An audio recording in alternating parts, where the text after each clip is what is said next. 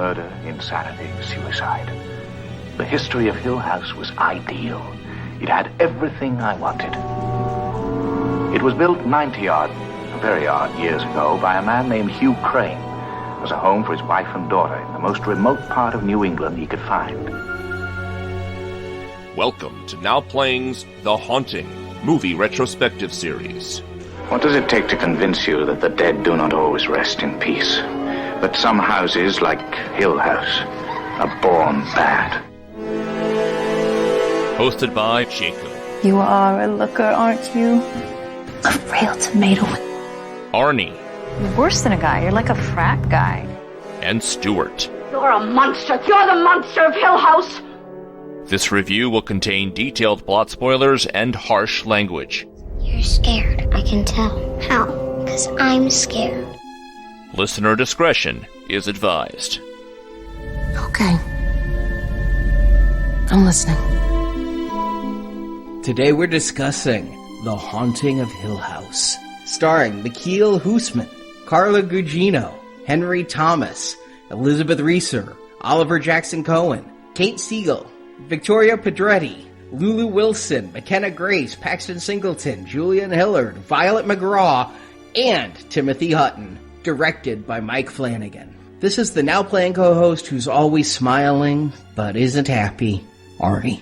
And Stuart. And once again, it's taken 60 million years to develop the carnivorous biped you hear before you. This is Jacob. It felt like it took 60 million years to watch The Haunting of Hill House. My lord, is this a long miniseries. 9.5 hours, but yes, it is an investment, which brings me, I guess, to my first musing. How the hell would you do that with Shirley Jackson's novel? And why would you do that? This is my question for you, Stuart, because, okay, so far we've seen 1963. Well, we've seen all of these now because we're talking about this one, but we reviewed 1963, we reviewed 1999. I'm guessing, and then I've seen this, I'm guessing the novel more closely matches the 1963 version? Would that be a good assumption? To a degree. Although I would say this miniseries also has elements that are both in the 63 movie and only in the novel. So, yes, probably that's accurate. If you wanted to see what's mostly there on the page, if you're going to cheat and you had a book report, watch the 1963 movie. The other ones will get you in trouble. Yeah, that's what I was guessing again, because those characters, like there's Theo, there was Nell, we're going to get all those character names again, but like they're different relationships. I'm like, one of these is right, one of these is wrong, and I was guessing the 63 one is closer, which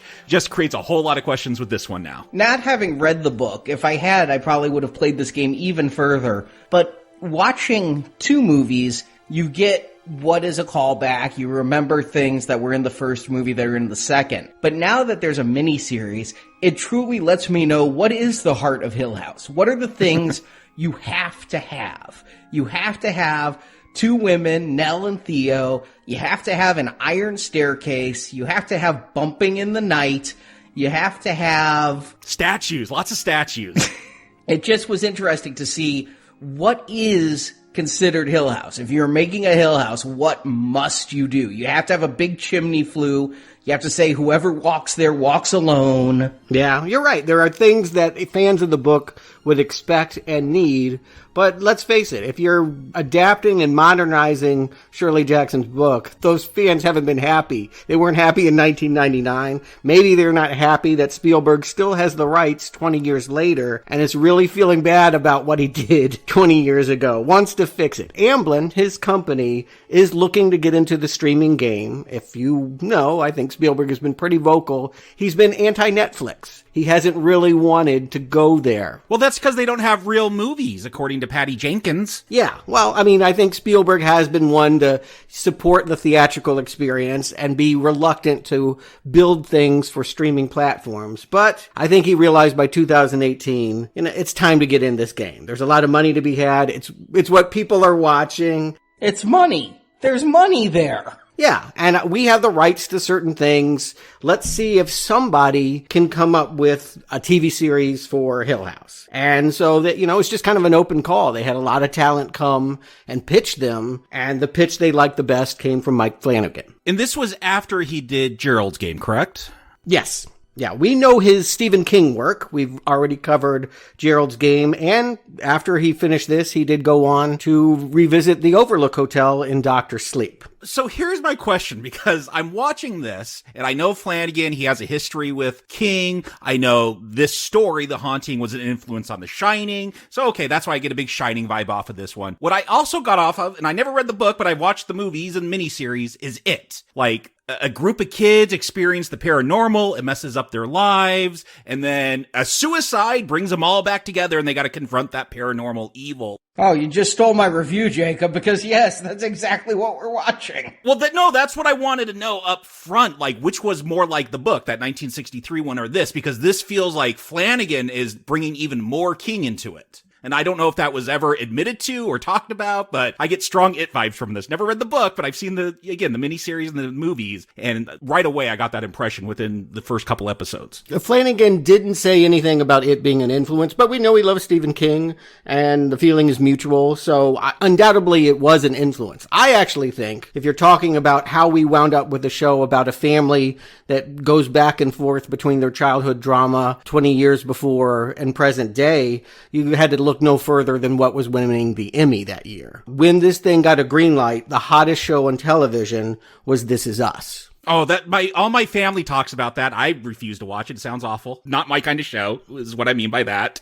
I've seen trailers for it, and I think, Stuart, you've told me it's good, but man, the trailers for it just tell me that's not a show I will enjoy. It looks like a lot of crying family drama or something. No, I don't want that. It is a lot of crying family drama, and again, I think it was seen as such an amazing show because network TV, let's face it, has been falling behind. It's had to play catch up with HBO and cable series and now streaming series. The fact that you could have a good old-fashioned NBC show where half the time it's Mandy Moore raising a black kid, a white kid, and an obese girl, and then seeing how those moments touch them in modern day, it was just the trend of the time. And so can we do a very special Halloween version of that? I don't know. That's the vibe I get off of this series, but the only thing that Flanagan talked about as an influence, a show I've never watched, but I can tell from the funeral home, it's here somewhere, 6 Feet Under. Yeah. That I've seen a few episodes of, and it did feel like an influence. That show was more quirky, though. That show was a macabre but lighthearted look at death in most of the episode I saw, anyway. It's not quite so morose as what we're here to discuss. Right, not the tearjerker that This Is Us is, or, yeah, what they're obviously going for. It should also be said that maybe why they went with Flanagan was he was passionate. Like, he came with them and I have to do this series. I'm such a fan of this book. I have no idea how to adapt it, even before he knew how to do it. Oh, so he didn't have a plan beforehand? No plan, but he was like, I am just such a fan. Because this is a very intricate, woven, back and forth plot. Like, I would have figured someone had worked on this a long time. Oh, I think he did work on it for well over a year. I think it took every day of his life in 2017 to get here. And he talks about, I have listened to commentary.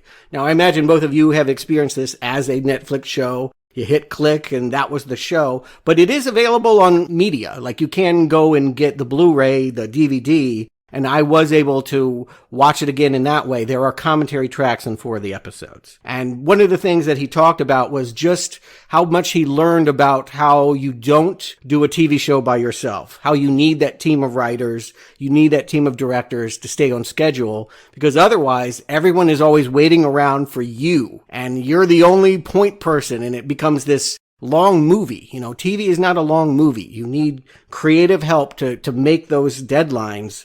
And he really talks about this thing obsessing him. He probably couldn't have gotten through it if he wasn't such a fan of the book. I do feel, though, he may have been a fan of the book, but this is It meets The Shining. Well, I throw out The Shining because The Haunting influenced The Shining, so I threw that one out. I'm not going to throw blame on that, Arnie. I want that to be my stance. However, the ghosts driving a person mad to the point of murder, was that in the book? Because that's not been in either of the previous movies, but that is The Shining. Self-murder. Self-murder, but not murdering children, which was The Shining. We'll discuss what her motive is, though. I don't know if it's murder. Yeah, I mean, I think there's a lot of influences here. I'm a believer that, like, we consume a lot of stuff and it all winds up in the things that we create. Nothing's ever created. But I do think that Flanagan also had some personal drama going on. He talks about, without revealing too many details, he lost a loved one. He desperately wished he had said some things before they died. And he saw this as a chance to atone, is the word that he used.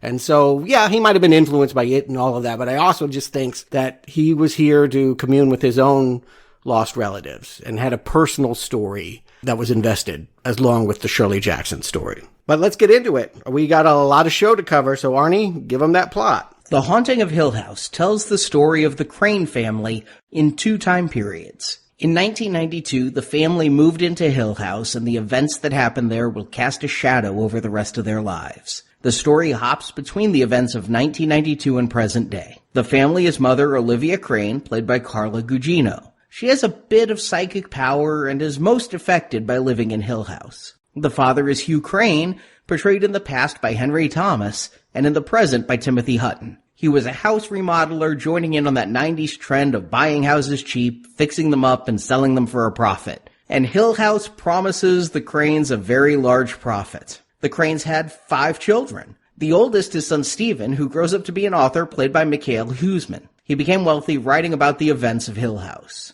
The second child was Shirley, played in the past by Lulu Wilson and in the present by Elizabeth Reeser. Her mother's death caused Shirley to be impressed by the mortician's artistry, so she grew up and joined that profession. The third child is Theo, played as a child by McKenna Grace and as an adult by Kate Siegel. She is psychic like her mother. If she touches someone, she can see their thoughts and memories. As an adult, she uses this ability as a child psychologist. Then there are the youngest Crain children, the twins. Adult Luke has turned to heroin to deal with his childhood trauma and is played by Oliver Jackson Cohen. Luke's twin is Nell, played as an adult by Victoria Pedretti. In 1992, the family moved into Hill House, but each of them had a different experience with ghosts. Nell keeps seeing a woman with a broken neck.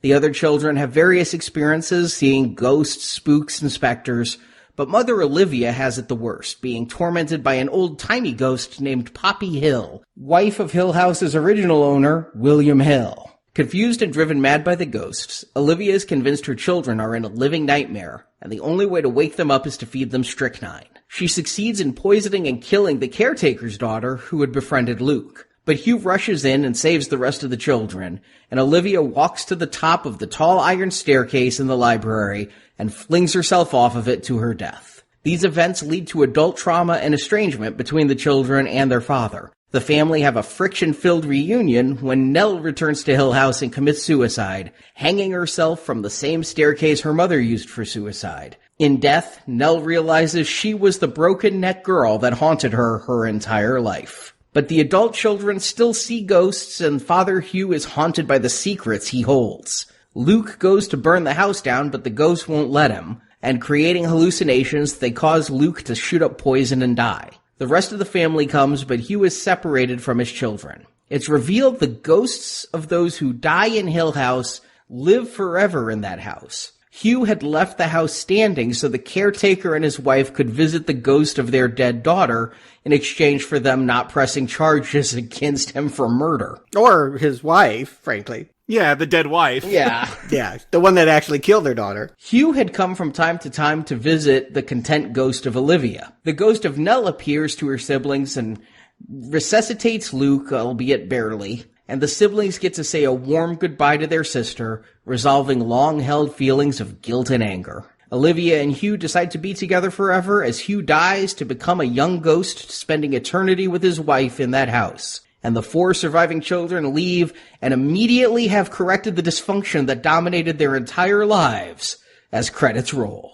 That's 10 hours distilled into 7 paragraphs. Pretty good, pretty good. And just to give a setup for, because it is a series, you are going to watch episode to episode, there is a design to it. And I do think it's a rather crafty one. Each episode, we're going to meet a different family member for the most part. We're going to see who they were in 1992. We're going to see who they became in 2018. as this suicide happens that brings them all together again. And we're going to start with, I think, our point of view character, Stephen. Every character is named after someone we've seen before, someone that is part of the Hill House mythos. Flanagan admits that even though we hate Haunting 1999, this is Steven Spielberg. You can even see in Hoosman, when he puts on the glasses, he kind of looks like him. You sure it's not Stephen King, who's always a writer in his novels?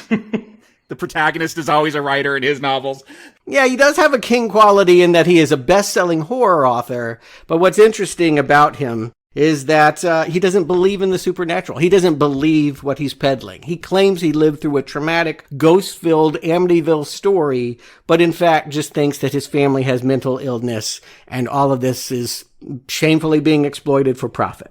Hoosman, I barely know. I've seen him in TV, Treme, Orphan Black. I guess he was a big part of Game of Thrones. Didn't watch that show. I watched it. I don't recognize a lot of the people without the beards and various accoutrements that put them in the period back then, but I don't really know this actor. He's honestly the one I know least of everybody in the movie. And so this first episode, I didn't realize this trick you're telling me, that each episode was going to focus, at least the first 5 episodes, focusing on a different sibling. And so I'm watching episode 1 and I'm like, wow, they are woefully underdeveloping most of these characters. Yeah, I mean, I wouldn't realize that trick until we got to the third one. I'm like, okay, I see the pattern. I get what you're doing. But yeah, this one, I'm like, oh, I guess this is going to be our main character. The main sibling here is Stephen because, yeah, this whole episode is all about him. And Stephen, by the way, is also watching over Flanagan's shoulder as he makes this series. So is there a commentary about the fact that Stephen has created the narrative that everyone believes and you have to hew to the way Stephen remembers these things? Maybe. I don't know. But we'll focus on the then part, and then we can look at the now part. I think what's interesting is Stephen is the only one that doesn't really have a ghostly experience. All of his siblings, more or less, do have this phenomenal experience in this house, but not him. Yeah, I mean, that kind of set me up when I saw the title, Stephen Sees a Ghost. I'm like, oh, okay, this is going to be, yeah. Well, we'll start with then. He doesn't see one, I don't think then, but his sister does, little Nell. She sees that bent neck lady, and that's kind of our first scare. Definitely is probably I saw this series when it came out in 2018. It remained the thing I most remembered was like, when are we getting to the episode of Nell and the bent neck lady? I remember that one the most. It is the one that stays with you.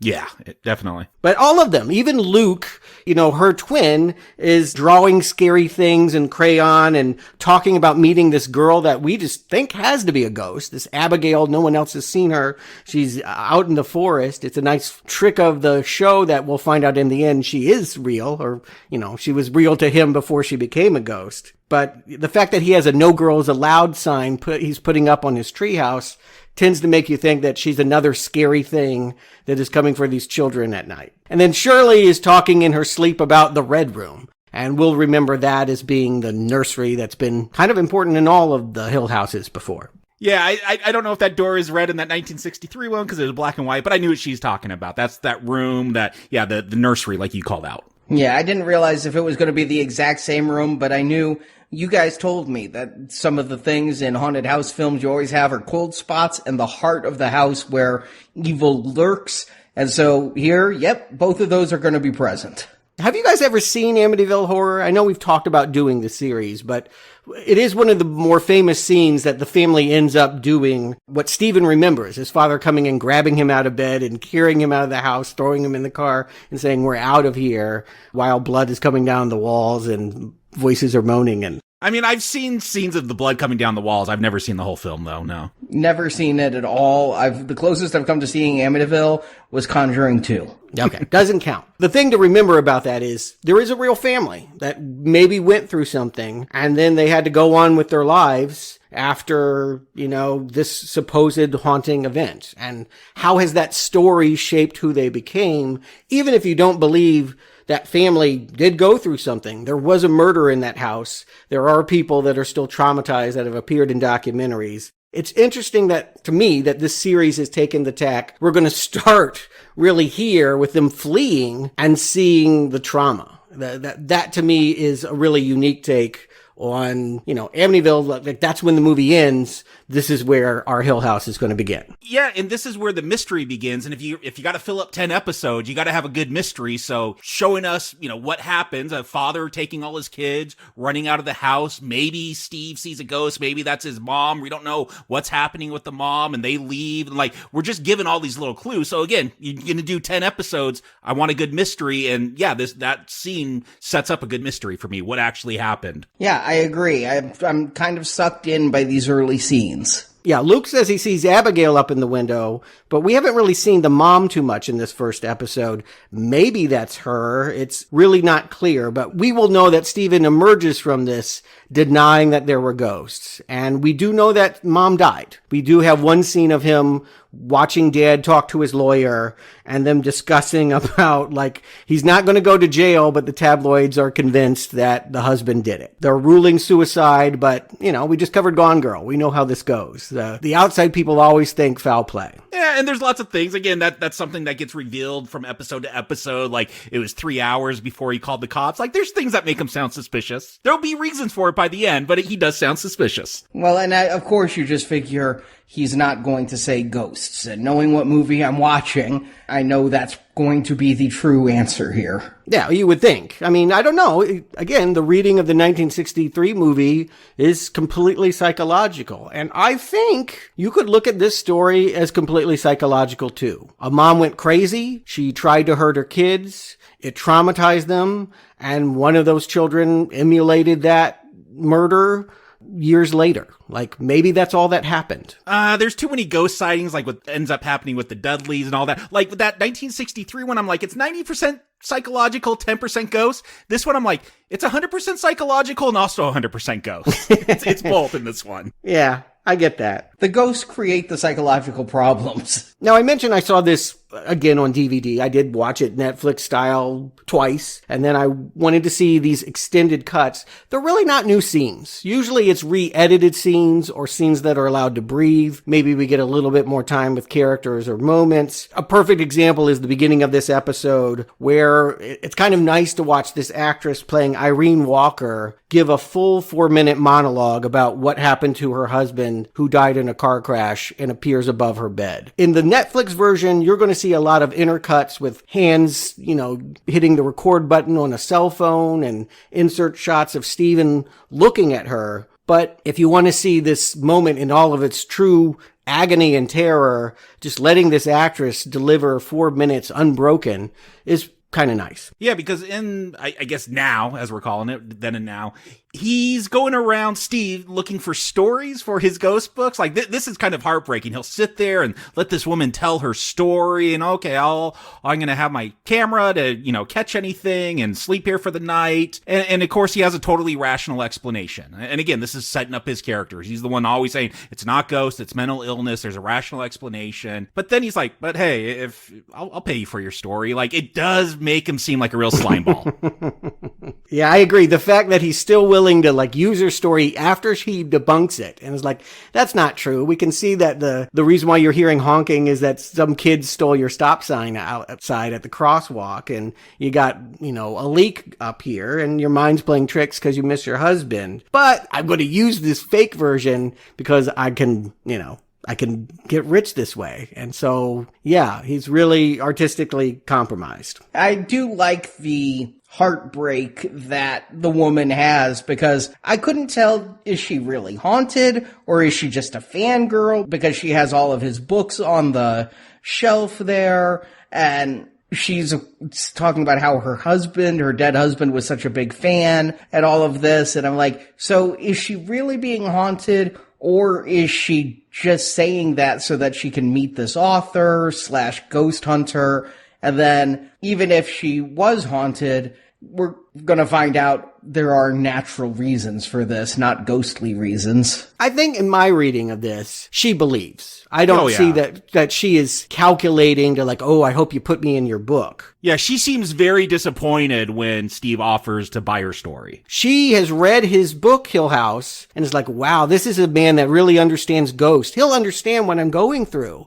And so to have him come to her house and be like, none of that really happened, and all of it can be explainable. He even has the Markaway kind of monologue about it's not supernatural, it's preternatural. Like, everything just is science waiting to be discovered. So how disappointing. I mean, they talk about you don't want to meet your heroes and your celebrity crushes and what have you, because, you find out they're not the people you wanted them to be. She wanted someone that understood her loss and could help her connect to Carl. And he says, Carl ain't here, but I'll give you a check. And we've seen how that played out in the past, too. When he wrote Hill House, we know in this first episode, it really created a rift between him and his older sister, Shirley. She doesn't forgive him for exploiting the family drama. And again, because this is entirely told from his point of view, this episode, I don't quite understand her problem. Yeah, I think you could at least understand how, like, if you lived through a traumatic event and your mother died, watching your sibling maybe tell fanciful stories about that. I mean, it's worth pointing out, Shirley doesn't believe in ghosts either. So knowing that your brother doesn't believe in them but is willing to turn your mom's death into profit, not everyone is going to be cool with that. What's interesting, though, about that flashback is we see that Stephen has met this woman named Lee, but when we cut to the present day, Lee was so supportive back then. Now they're separated. Another mystery that's created is the fact that she doesn't want to have much to do with him either, and we don't know why. Yeah, the whole hook of this movie isn't necessarily ghosts, but personal relationships and wondering why people have the moods they have and the traumas they have. Truthfully, this is a movie less about ghosts and more about sibling strife and familial relationships. I mean, Steve sets it up in this first episode what a ghost is. It could be fear, it could be regret, all these emotions, but most of all a wish. This is a metaphor, but it's also a ghost story movie. And so, these ghosts are there expressing different emotions, different kinds of trauma. Metaphor. I guess that's what I was saying earlier about, like, horror movies don't have to be scary necessarily. You can be haunted about something that is more dramatic. Like, it is about guilt and regret and... Oh yeah, at middle age, this is much scarier than, any Friday the 13th could be.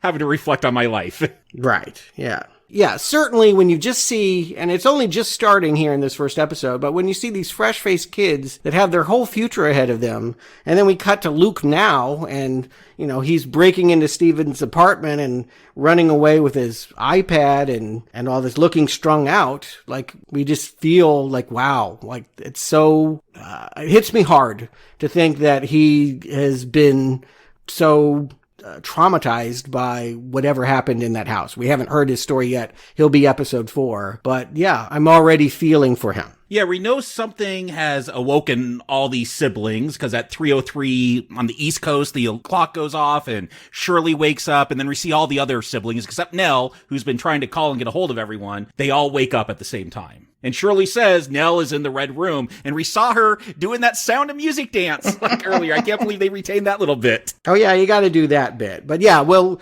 get to all of those stories. I mean, these things play out and play out again. But from Steven's point of view, I don't have time for Nell. I don't have time for this. He won't answer those phone calls. When he woke up in the middle of the night, it was to learn that, there's someone honking outside because there's no stop sign to tell people not to drive through the intersection at the same time. And so, yeah, he's not thinking ghost at all. This episode is called Steven Sees a Ghost. Up until the final moments of this episode, he hasn't seen a ghost. It's when he walks into that apartment after his brother has left that he sees Nell. What are you doing here? What's going on? His dad calls and says, your sister committed suicide in Hill House. Boom. And I can't believe I didn't get that right away. Like, it's when the dad called and was like, I got to tell you about Nell. I'm like, oh, that's a ghost. She's dead. Like, I should have caught it sooner. Like, she just stands there. She never says anything. Maybe, yeah, we believe that she's in shock that Luke just kicked in the door and stole stuff. But I felt like I should have caught that a little quicker. I'm right there with you, Jacob. I didn't catch this, and I'm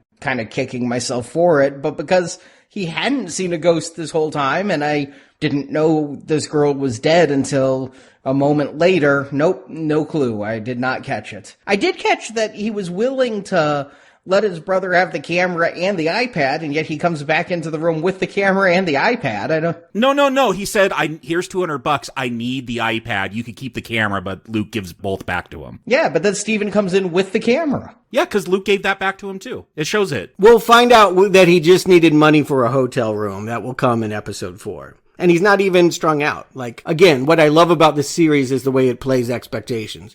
You think you understand a situation. A few episodes later, when you see it from a different point of view, you go, okay, I didn't understand this at all. You're right, because when we first meet Luke here, I'm thinking, because this whole family all woke up at the same time. I'm like, they're all like ghost hunters, just like Steven. Like, he needs that camera and iPad to do his ghost hunting stuff. I just want to put out there, though, that, yes, the way this is going to play with it is each of these episodes is going to show us sometimes the exact same event, but from a different character's point of view. If you made a linear edit of this, I bet it would be, 6 hours?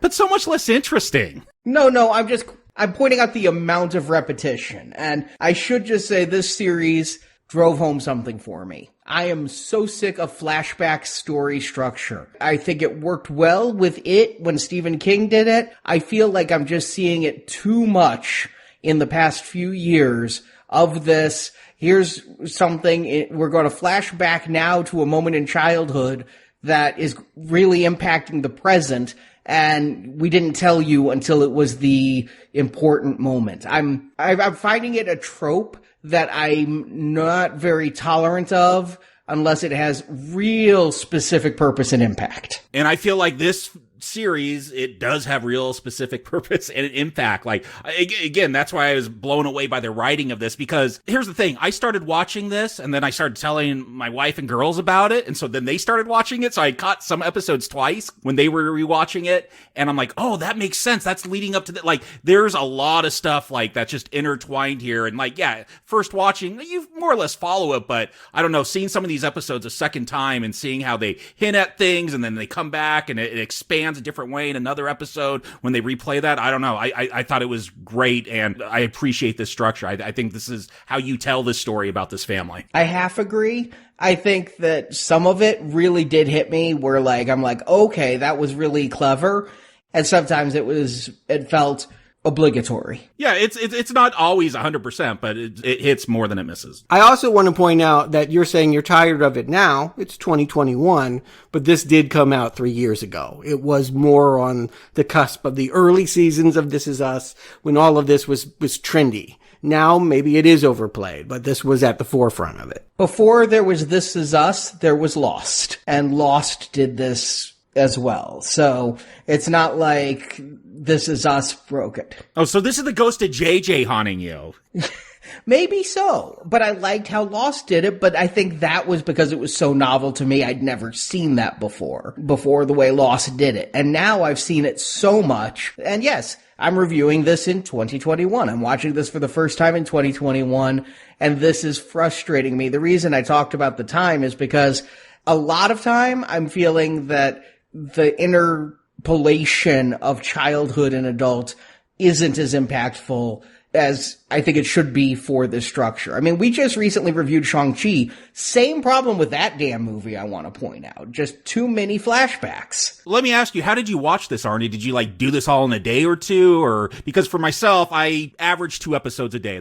After one episode, I'm like, I got to take a break. I'm too emotionally drained. But I took a week to watch this. I took my time. So maybe I think maybe if you're watching one after the other, then yeah, you would see a lot of redundancy. 3 days with breaks in between episodes. Yeah, I do think you need to take breaks. This is definitely not one to binge all at once. If your idea is waking up at 9 a.m. and being done by supper time, I think that probably, I don't know. I appreciated taking time off. And again, I've seen this 3 times now. I saw it in 2018. I saw it last week again, Netflix. And then I watched the episodes, 4 episodes. It was episode 1, episode 5, episode 6, and episode 10 are the ones that have been extended with commentary. I spent Friday, Saturday, Sunday watching this, and I did take breaks in between episodes just because, honestly, 10 hours is a long time to spend on your ass.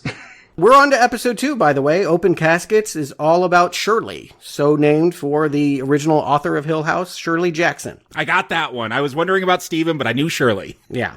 Played by Elizabeth Reeser, who I guess Flanagan had worked with on the Ouija sequel. He tends to reuse his actors. She's also apparently a big part, or some part, of the Twilight universe. Yeah, she's the Mother Colin. She's the mother of the vampires. Like Steven, she does not believe that there were ghosts in her childhood, but she's not really so worked up about that. She's mad that all of the shit falls on her. She's mad that she has to be fixing everyone's life. And when we see her then, she's really the one that is trying to process death. She finds a box of kittens and learns how difficult it is to care for stray animals. Yeah, I did have to warn my girls about this episode. Though those kittens never look too real. They look pretty much like a prop. Yes. It was hard for me to tell. When a couple times I thought the kittens were real, and then it's like a CGI bug would crawl out of their mouth. I was fooled by a couple of puppet kittens. But it was a heart-tugger in Poltergeist when Carol Ann had to have her funeral for Tweety Bird. And here I think that it is. If you've had a childhood where you had a pet, that day you have to put them down or bury them is something that stays with you. It is something I still think about Tramp. I'll never not think about Tramp. So there's no way to not think about this moment that you're processing mortality at her impressionable age. And the fact that she wants to see the body, the fact that, she's learning this great speech about should she give a eulogy? What's a eulogy? When we die, we all become stories. Really potent stuff. Really love this moment. Yeah, you say she wants to see the body, but are you talking about the kitten? Because when her mom dies, she did not want to see that body. Okay. Yes, she's very interested. They're putting her in a box and burying her in the backyard. Can I see him one more time? Yeah, what I like, you could say, oh, it's a ghost moment. It's a moment there for the scare where she thinks the kitten's alive and then the bug crawls out of her mouth. But I thought, again, really effective showing the trauma. Like, she wants this thing to come back to life because that's how you feel when a loved one dies. You don't want them to be dead. You want them to be back. And she's trying to convince herself. So, again, I thought a very powerful moment. Yeah, I think it's the reason why she doesn't want to see her mother later is because she associates with looking at the body with being horrified. Like a bug crawling out, like, yeah, I never want to do that again. And while this has some horror overtones because of it's about death, it's this moment where I'm realizing I'm watching, yes, This Is Us is the show that came to mind, although there are so many others. Now I'm angry. I never wanted to watch that show, and Stuart, you made me watch it, I guess. And I'm liking it. Just for a reference, I've seen a couple episodes here and there. I've lived in houses where people were big fans of it. It's okay. It's not necessarily my show. But it's not a genre that I would ever choose to watch.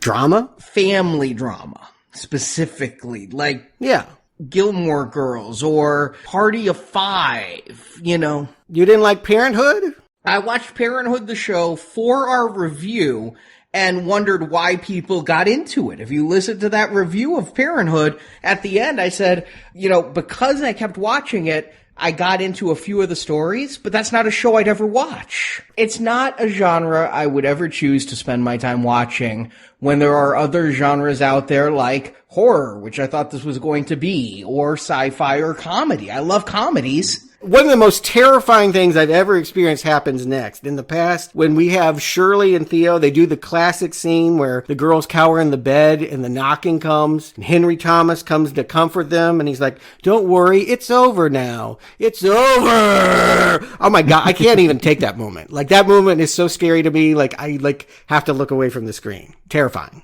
I'll agree with you, it's the best banging of Three Hauntings. Yeah, that, oof. You just aren't expecting it to be a dream and that the parents are going to threaten you. And this is setting up early, kind of a Shining theme as well. You can see why he got the Dr. Sleep gig, that your parents are kind of mysterious and scary to you when you're a kid. They're as scary as a creaky old house at night. What are they capable of? Could they hurt you? Yeah, I just want to say, I liked that a lot. I've never liked the banging of The Haunting. And here, I thought it actually really worked well. I'm not hating this. I'm just voicing that I'm also not loving it. I'm somewhere in the middle. Are you saying you're not loving it, that it's bad horror, or that it's not horror at all for you? It's not horror enough for me. It's a haunting. And again, what I would argue about what makes haunting unique in the horror genre is that it's about trauma. And if you're not moved, I talked about being moved about Nell in the 63 one, if you don't have feelings for the characters and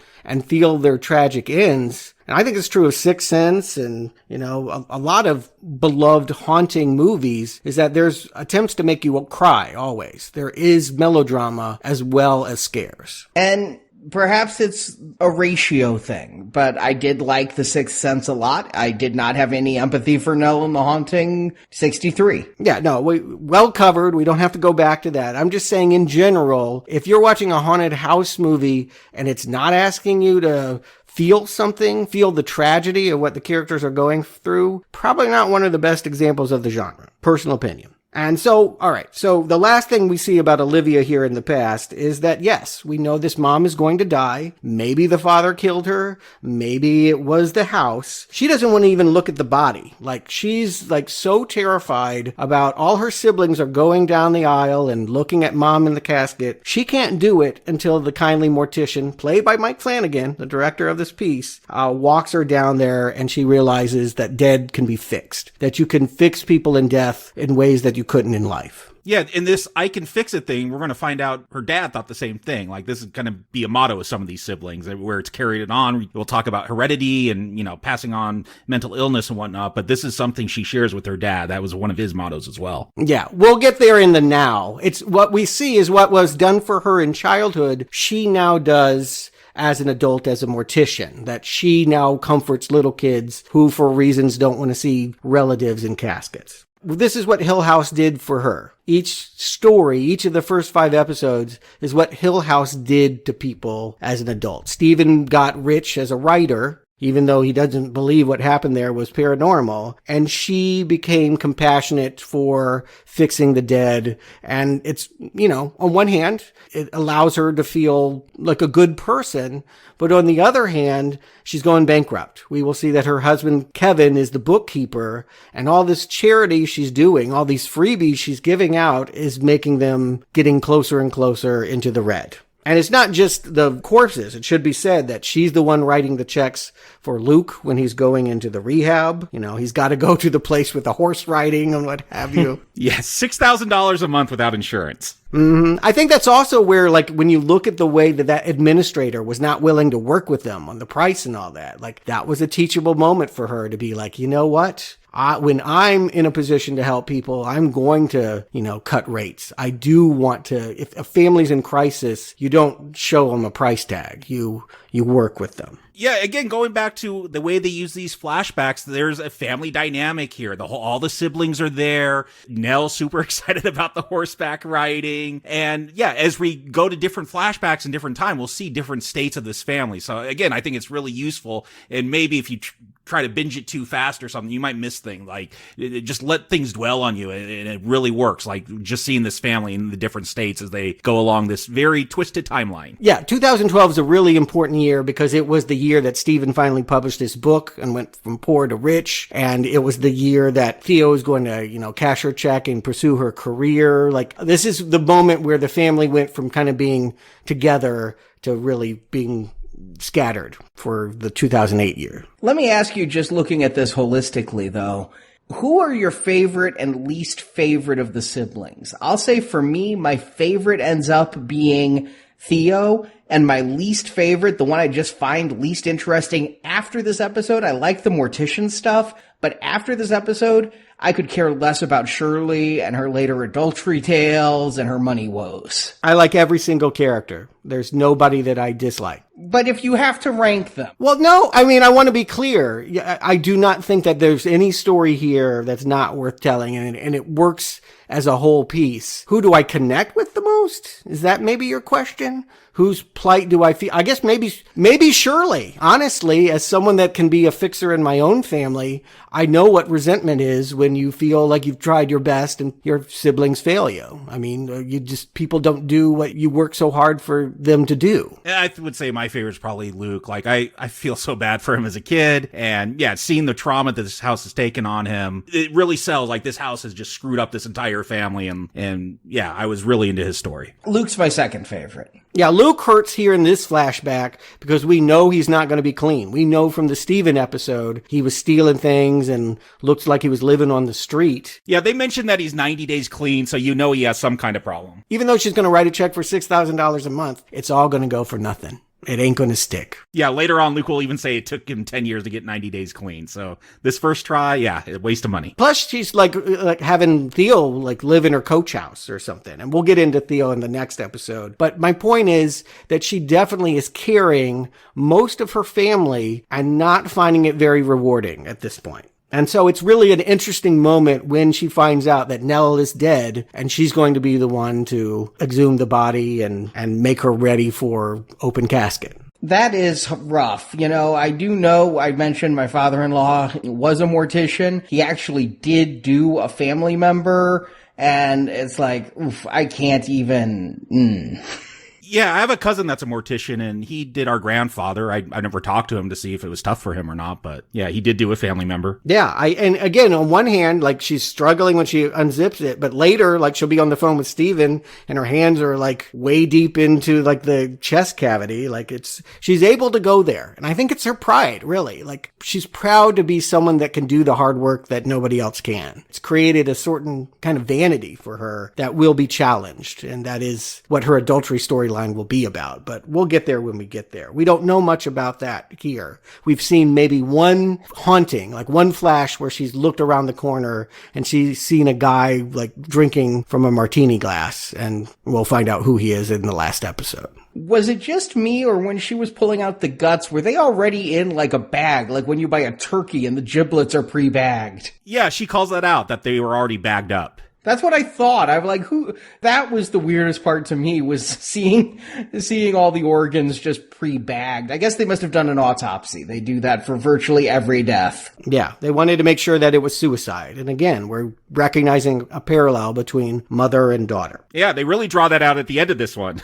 And their kid speaking here too while she's performing this work, and it's sort of an interesting moment. In the past, we noticed that the parents lied to her about the kittens. You know, they took them away and they're like, oh, they're in a better place now. No, they all died. But she's not going to be that kind of parent. Tell me what you want to know about death, and I'm just going to tell you. I'll tell you what I'm doing with your Aunt Nell if you really want to know. And so again, you see her trying to fix the parenting that she felt she didn't get growing up. But that mom is haunting her. Every episode seems to end on a scare moment. And the scare moment here is that mom suddenly materializes on the slab next to Nell, and she's holding that cat box and tormenting her. There seems to be a message here about coming home. Yeah, we saw earlier one of those flashbacks. Okay, kid, you could go outside and play, but when I flash the light twice, the porch light twice, you got to come in. And here we see a little model of a house, and we see a porch light going off 2 times on it, just like the mom said. So yeah, of course I associate whatever's happening with this little model house and the light has to be with the mom. Yeah. We know that Hill House is where Nell died. We know Hill House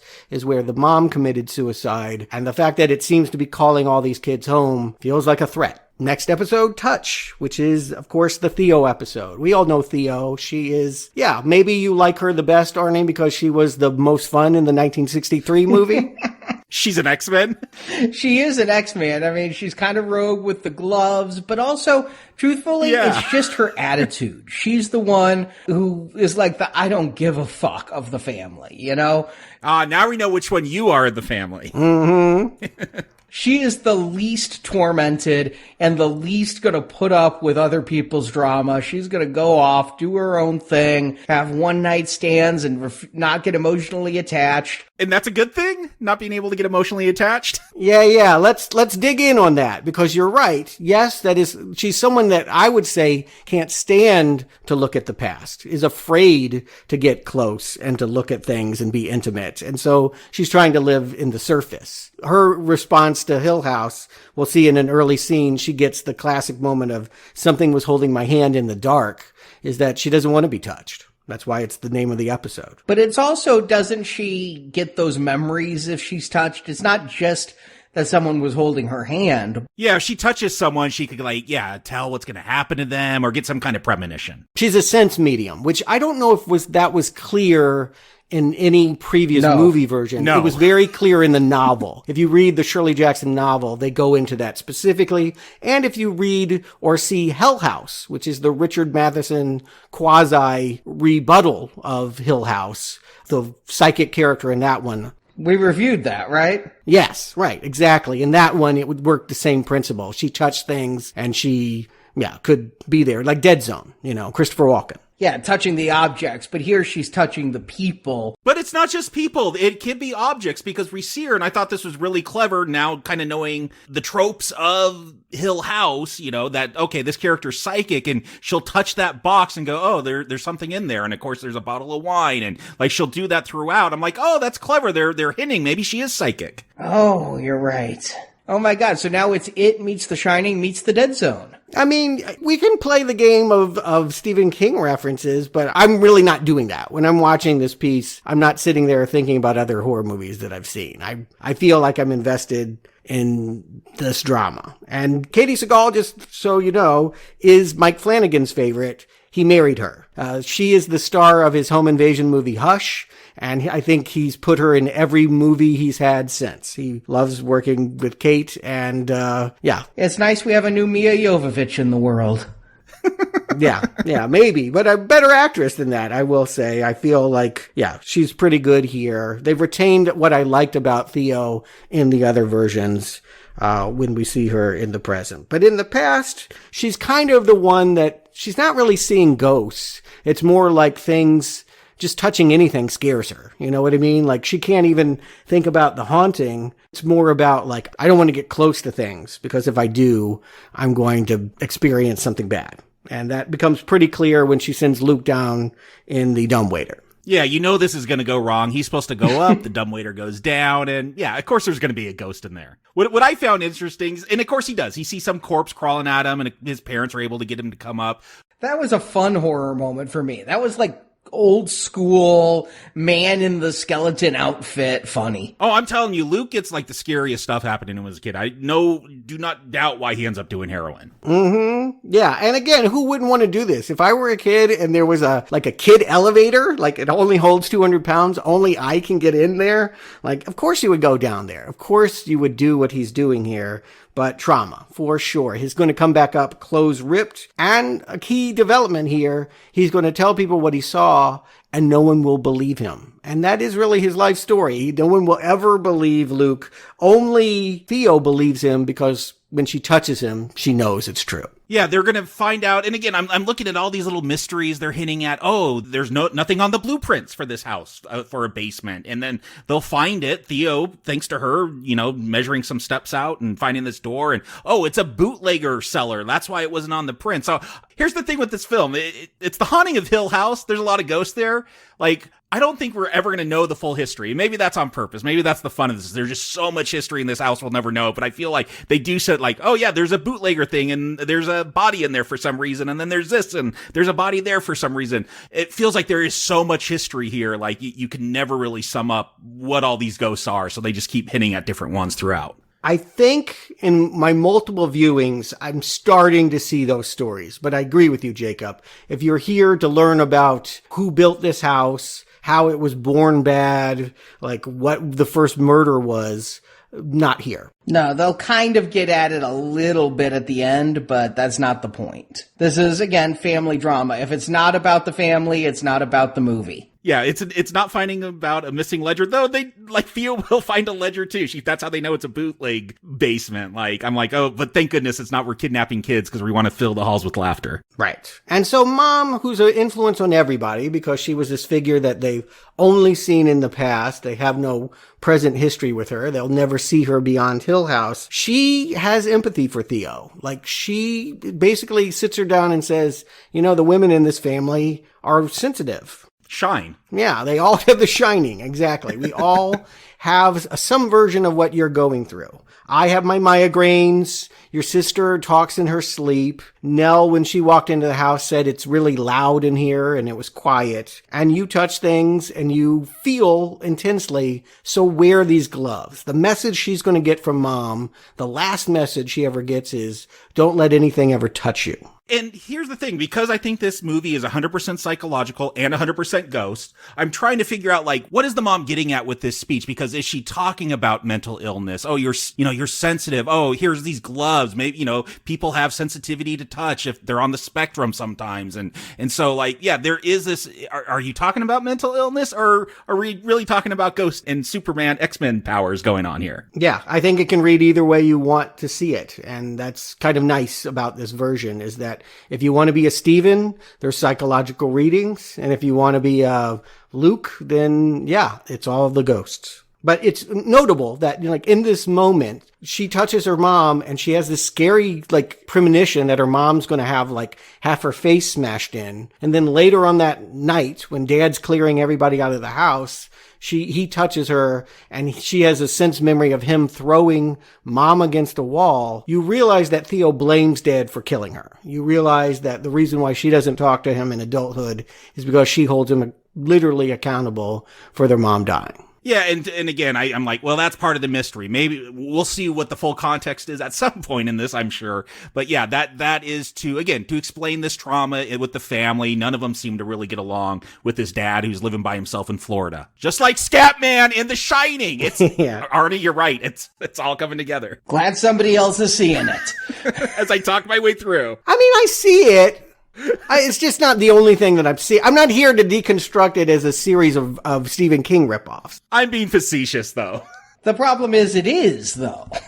If that's what you're looking for, I guess it is. If Mike Flanagan is directing, I'm not looking for it. It's slapping me in the face. Okay, I do not experience it that way. And if what I'm hearing is correct, you're finding the movie lesser for it. Yeah, it is. If it's just a mashup of King, then that lacks originality. Give King at least a co-writing credit. No, but this has all, like, the drama and family moments that maybe are in those books, but I never get them out of those corny films that most of them become. Thank you. Can we just call it out? Stephen King's not that good of a writer. He wishes he could have the emotional reach that this series is pulling here. Like, maybe it's a ripoff of It if that's what you see. There's no scene in It as good as the scenes in this series. I would say It Chapter 1 beats this series to hell and back. Okay, you can say that. You're absolutely right. It's within your right to say that. But I'm not really sure why dramatically you would feel that way.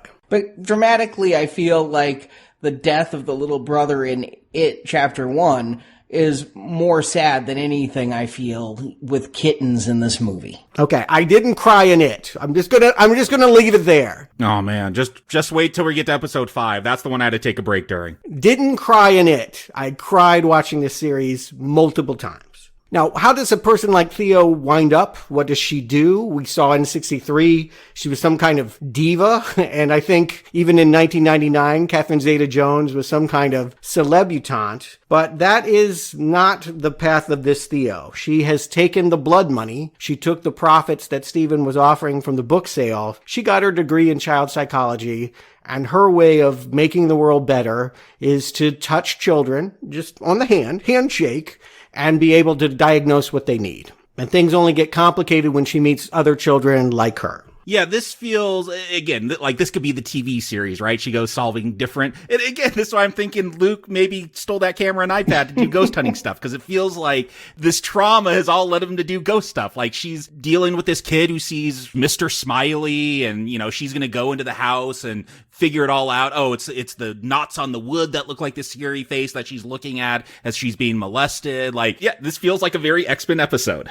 X-Files too, maybe. Like, it's investigative in that way. It's a procedural. Sure, yes. Yeah. But yeah, I mean, because of the way that this has been cut and all, it might, if you assembled it chronologically, you might feel like this is kind of a reductive moment in, child molestation. But because it's cut back and forth and we've seen her own childhood intermixed with this other child, it feels meaningful that she was able to save this child and ensure that, she's going to wait there until child services arrives to drag the foster father away. Like, you can see that, again, she's holding her father to blame. I'm going to get him for what he did. But while that makes her good at her job, it makes her personal life a mess. And the actress did mention that it was very important to keep the bisexual thing going, that it was an important part of the book. She wanted to have it as a part of her character here. And we see that she is having trouble maintaining her promiscuous life. She keeps bringing Trish Park back into her life, even though she has a lot of resentment for her. Yeah, and I think that's what the show is really effective for me, is we get one image of what we think these adults are like. Oh, Theo's this jerk just wanting one night stand. She's like a frat dude, as Shirley says to her. And then it's because she could feel things when she touches people. And like, that's got to make sex super weird, especially if that's like a really awful person that you're with. Like, and yet I think it would actually make it better. Oh, how could it not be? How could she not know every way to touch you that would satisfy you? Okay, so you're looking at the good side. See, I immediately go to the dark side, like you're seeing all their darkest secrets. Yes. Okay, can I go both ways with that? Sometimes knowing their darkest secrets while you do it could be hotter. Well, here's what I would say. For Trish, this is all a turn on. Like, the reason why she keeps hanging out and like coming to her sister's funeral and all that is not because Theo is nice to her. Theo is really bitchy and dismissive. That was stalkerish. Yeah, that was so weird when she showed up to the funeral. But damn, the sex has to be really, really good here. I'll put up with it because you're so good in bed. You know how to touch me. And yeah, maybe slowly but surely I'm chipping your defenses down and you're going to let me know what's going on with you. But for Theo, yeah, I think that it can be really hard for her to get close to anyone, that she's learned that intimacy equals terror. Yeah, I mean, to my point, it's just I come to empathize with her. I understand now why she's that way. It's very effective storytelling. Mm-hmm. I agree. Again, this is why she's my favorite character in this, is I think she's the one who's developed in the way that gives me the most empathy. Yeah. And her final scare moment, such as it were, is that, yeah, she doesn't want to deal with her sister being dead. She doesn't want to see the body, but she just has to know, like, was it a suicide? What happened to her? I'm going to just go in there and touch her real brief, see what happens. Whatever she felt, it sends her in the arms of Trish again. Like, you could tell she didn't want to call Trish, but like, she needs the distraction from whatever happened to Nell. And that mystery will build. But we're going to find out later she saw nothing, right? And that's what disturbed her? She was filled with that sense of nothingness. Yeah, I don't think it's that she saw nothing, it's that she felt death. And that's, some would even argue that that's why we have sex, is to feel alive and to not feel death. But not to the French. Episode 4, we're on to Luke, the twin thing. He is the older half, the boy that no one would believe. This was the one I was waiting for the most because of the heroin addiction bit that had been teased throughout. By this point, I know the pattern. I'm on, day 2 of watching this and really wondering his story, because addicts have usually very interesting stories. And the fact that this is where the trauma took him and stealing from the family, I was looking forward to when we'd get to him. He's 4 out of 5. Oliver Jackson Cohen, by the way, we've recently seen him. If you've seen Invisible Man. Yep. Terrorizing Elizabeth Moss, he is the title character. Oh, I didn't see him in that. Yeah, he's mostly invisible in it. I guess that's true. You miss a lot of his work in that, but yeah, he is working with Flanagan for the first time, but not the last time. And yes, as a child, he was very traumatized by that dumbwaiter ride into the bootlegger camp, and is drawing things, is showing his dad what his dad always telling him. Big boys know the difference between real and imaginary.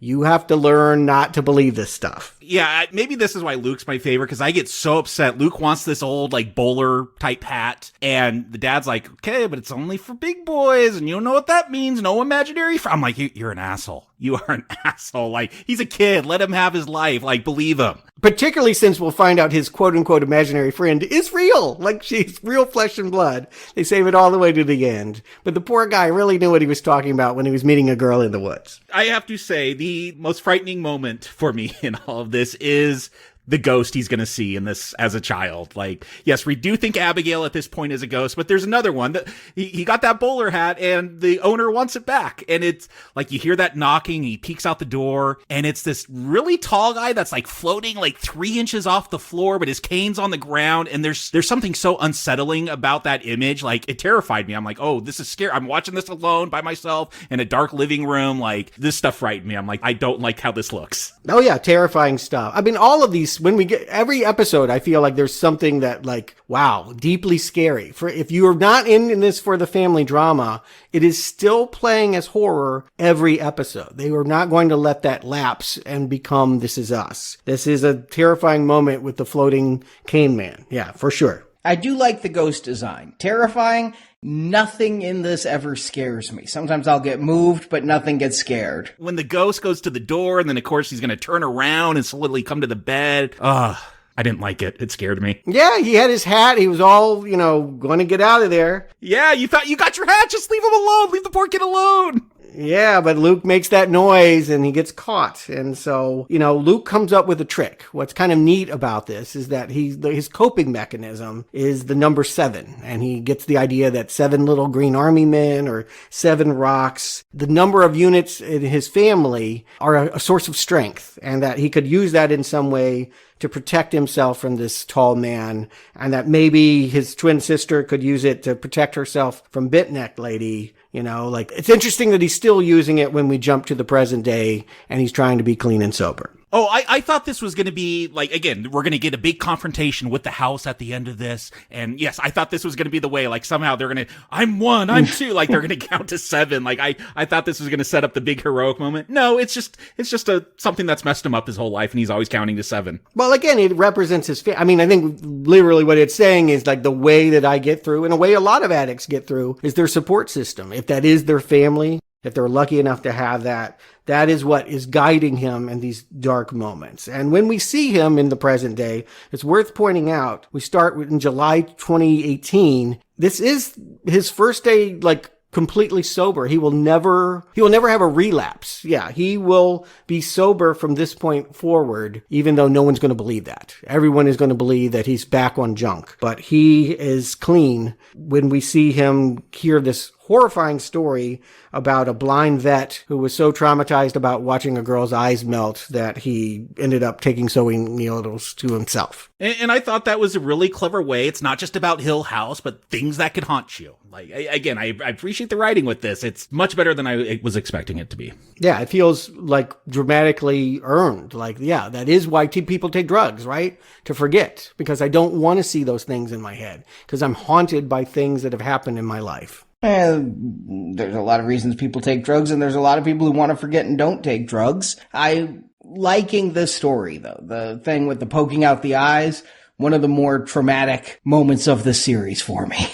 Right. And so Luke has, the reason why he's able to stay clean is he has a new Abigail, right? There's this girl that, like, he and him just click, Joey, and she's a junkie too. She's got about 9 more months on him than he does. And, he's so excited that 30 days later, he gets a day pass and he brings her to Steven. And, you can just, it's a heartbreaking moment because you can just feel him needing Steven to encourage him. And all Steven can do is not believe him. Yeah, which, again, that's heartbreaking, but it is also one of the worst. Like, we'll see Joey give this speech about what insanity is, and I'm like, okay, this feels too TV for me. Like, this isn't how the people talk. Like, it's a moment that really took me out when I was really into the dysfunctionality of this dinner get-together. Well, Steven's not totally wrong. It's worth pointing out she is slick, and she is going to relapse. Yeah. And so, like, maybe he's right to say, be careful around her. You're getting attached to someone that could pull you back into the drug scene. She's using the clean speech a little bit too freely here. She's not practicing what she preaches. The way he puts it, and it's awfully blunt and hurtful, just because someone is a good person doesn't mean they won't burn you. Of course, he's talking about Luke. And that's, I think, when we catch up in the present to that moment where they met in the first episode and he's getting that $200. But now we know it's to help Joey. She's relapsed. She ran away from rehab, got some heroin, and he wants to take her to a hotel to get clean. At the same moment that his sister died, like, this girl, flies the coop. And yeah, he feels like he's got to go help her. And he thinks that his twin is supportive of that. Like, Nell appears to him and says, go. So, okay, that must mean that I'm going to leave this rehab facility and go find her on the street. And the other thing is they set up, because it's a twin thing, like they might feel each other, one gets hurt, the other one feels it. And around this time, he is rubbing his neck and complaining about his neck being sore. Yeah. He even woke up that way, holding his neck. And again, to everyone else, it looks like, oh, you just took junk. You're shaking. Yeah, he's getting really cold. Yeah. Yeah, you're cold, all of this stuff. You're just a junkie. But the truth is that he can just feel that death of his sister. And that's how psychically connected they are. And yeah, he is struggling in that alone. It took me a while to realize why he was so cold. When he was like going with the homeless people to the fires, I was like, but you're not homeless. He's looking for his junkie friend, but ends up getting really cold. It was like, when I figured it out, I did think that was a nice touch, a good level of detail that they're putting into the characters. Yeah, they always give you rational reasons, because we'll find out like when Joey's like, I gotta go pee in the alley. I'm like, don't do it. She's gonna steal your money, dude, and go use it for heroin. And she does. And we'll see like Luke get mugged and his shoes and jacket get taken away. And he's saying his arms and legs feel stiff. Like, they're giving rational reasons too. And that's what I think is really clever about this. It could be a ghost. It could be because Nell is dead. And so he's starting to stiffen up like Nell is and feel cold like Nell is. Or it could be he just got mugged and is really sore and has no jacket or shoes. Yeah. Either way, that tall man has found him. And like everywhere he goes, I mean, again, it's the temptation to want to use. It's what made him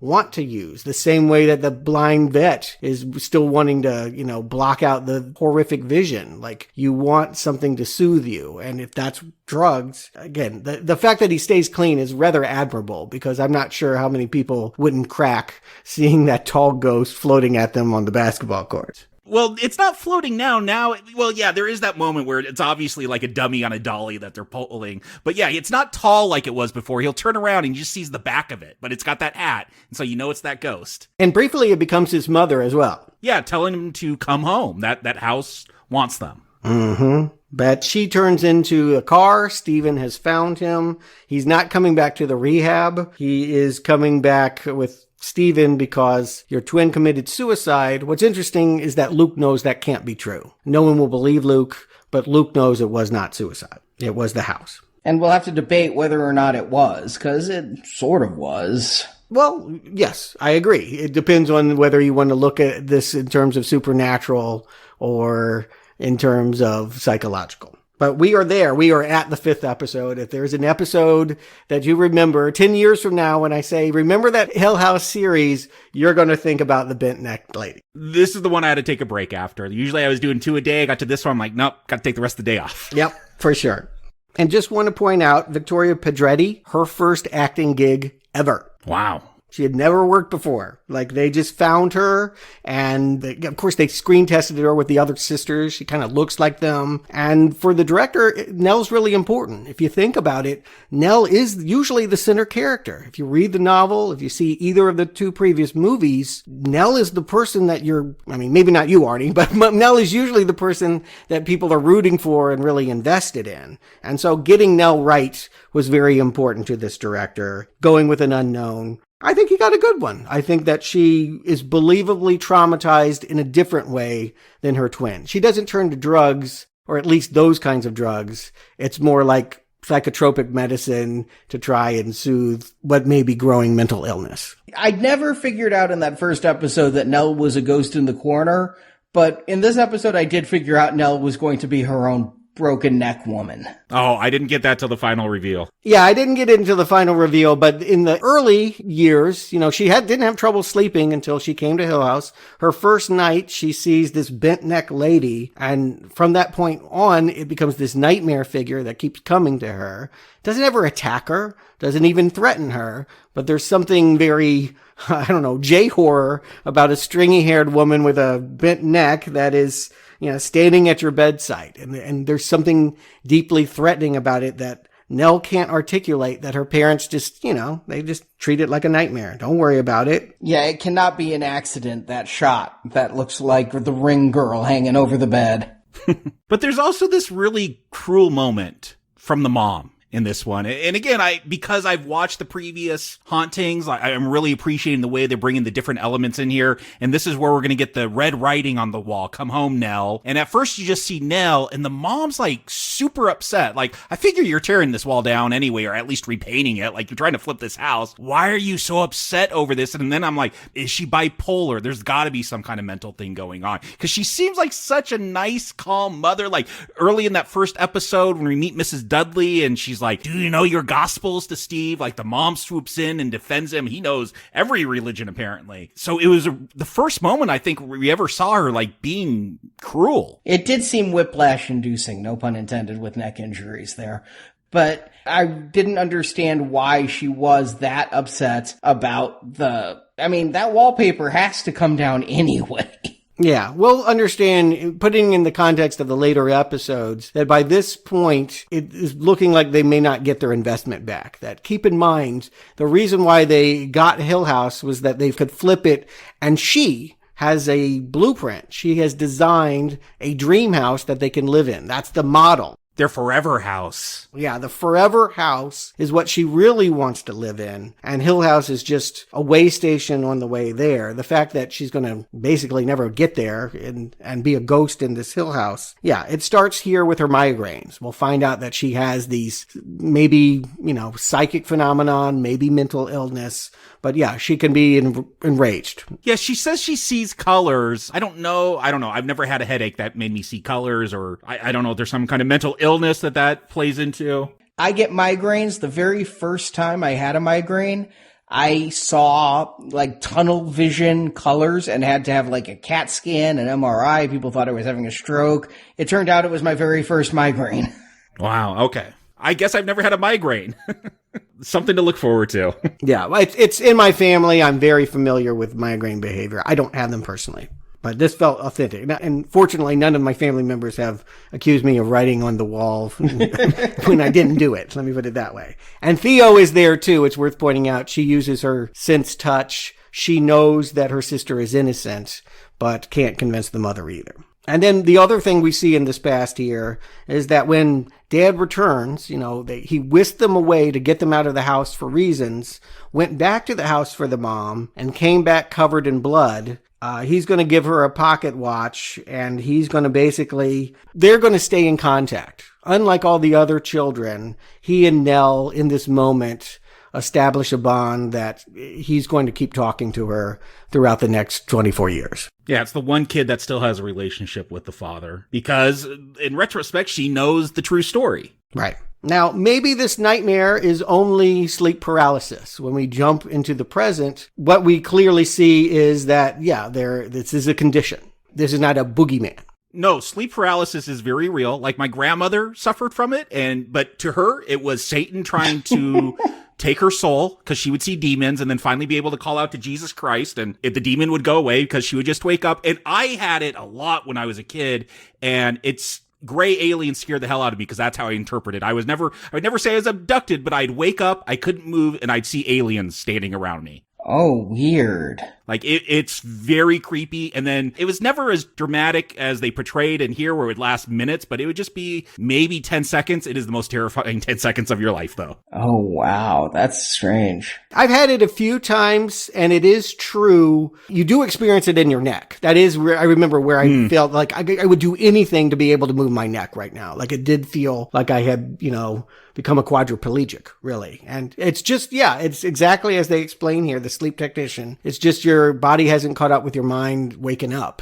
And, fortunately only a couple of times, but truly a horrifying sensation. And this is a man that can help Nell deal with it because, maybe he's just a nice guy that thinks she's cute and is going to marry her. The one callback to Haunting 1999, I feel like, where it was all a sleep study. Seems a little beneficial for her to marry the one man who can help her get through these things, but it's a sweet whirlwind romance between them. I will say I like that. Well, he's not even the doctor. He's just the technician. It took me a second to get, what was going on, because we did see a wedding scene earlier and that she was marrying a black man, and then I'm like, oh, okay, here is her story. This is how they fell in love, and because we don't even know at this point if that wedding went through, because they couldn't find the bridesmaids, because Theo's, was getting it on with them. Yeah, we know the wedding wedding mostly as the coming out of Theo to her siblings. They had no idea that she preferred women. That seemed very late. Like, you wouldn't catch your siblings. I don't know.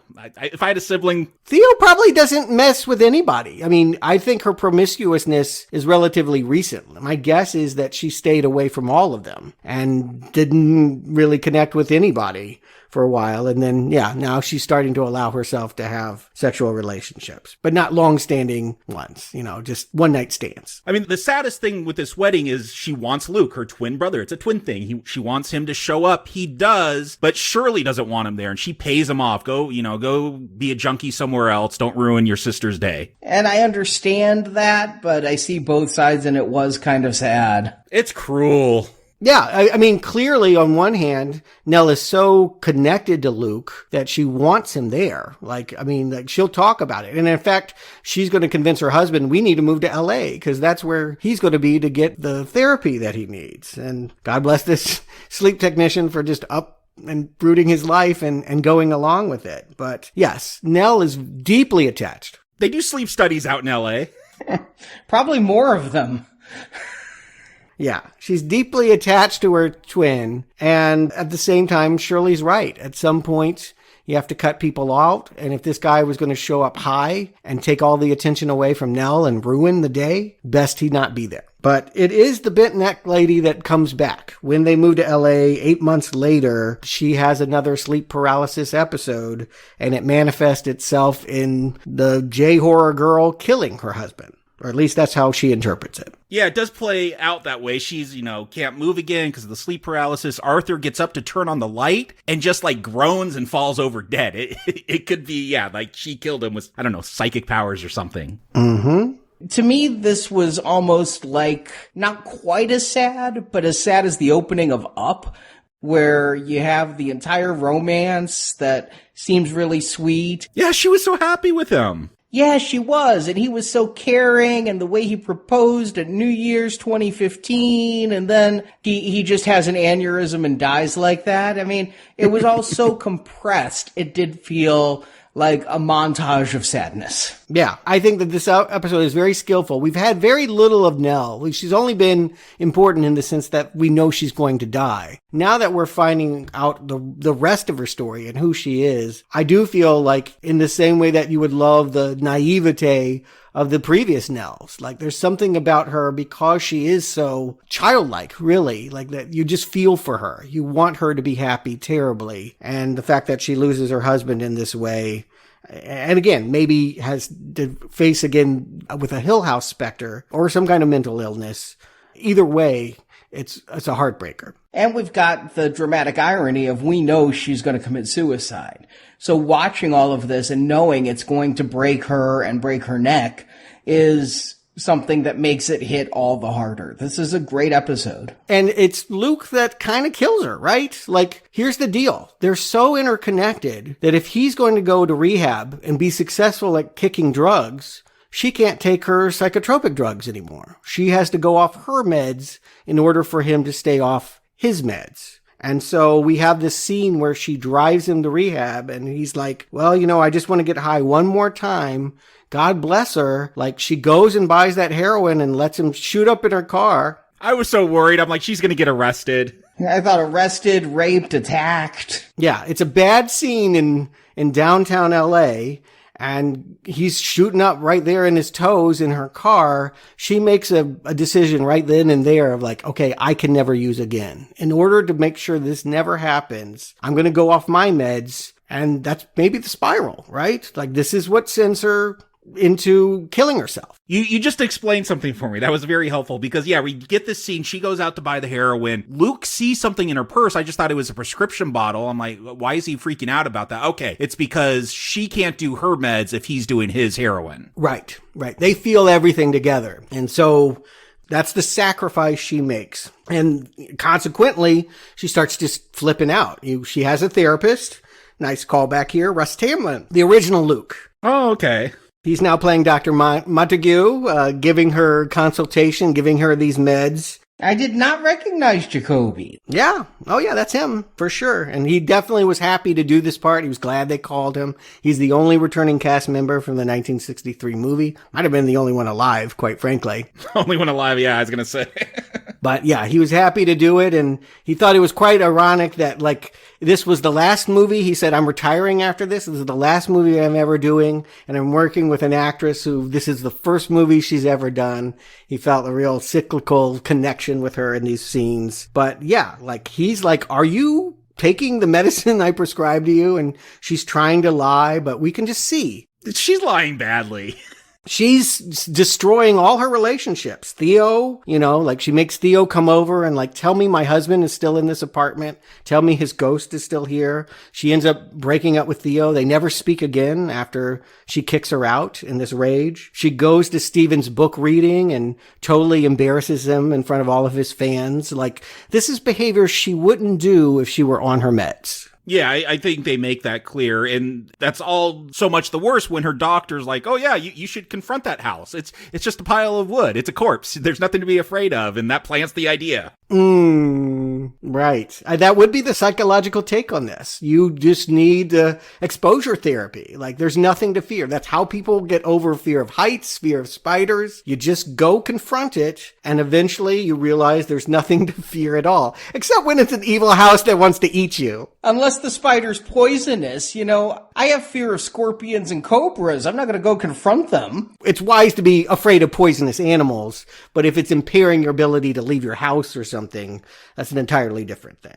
And so, yeah, it seems logical to be like, hey, just go to the house and you'll know that it's just a house. But it isn't, of course. And it is the house that seems to drive her into her final spiral, as it were. Actually, it seems more like a straight down drop, but...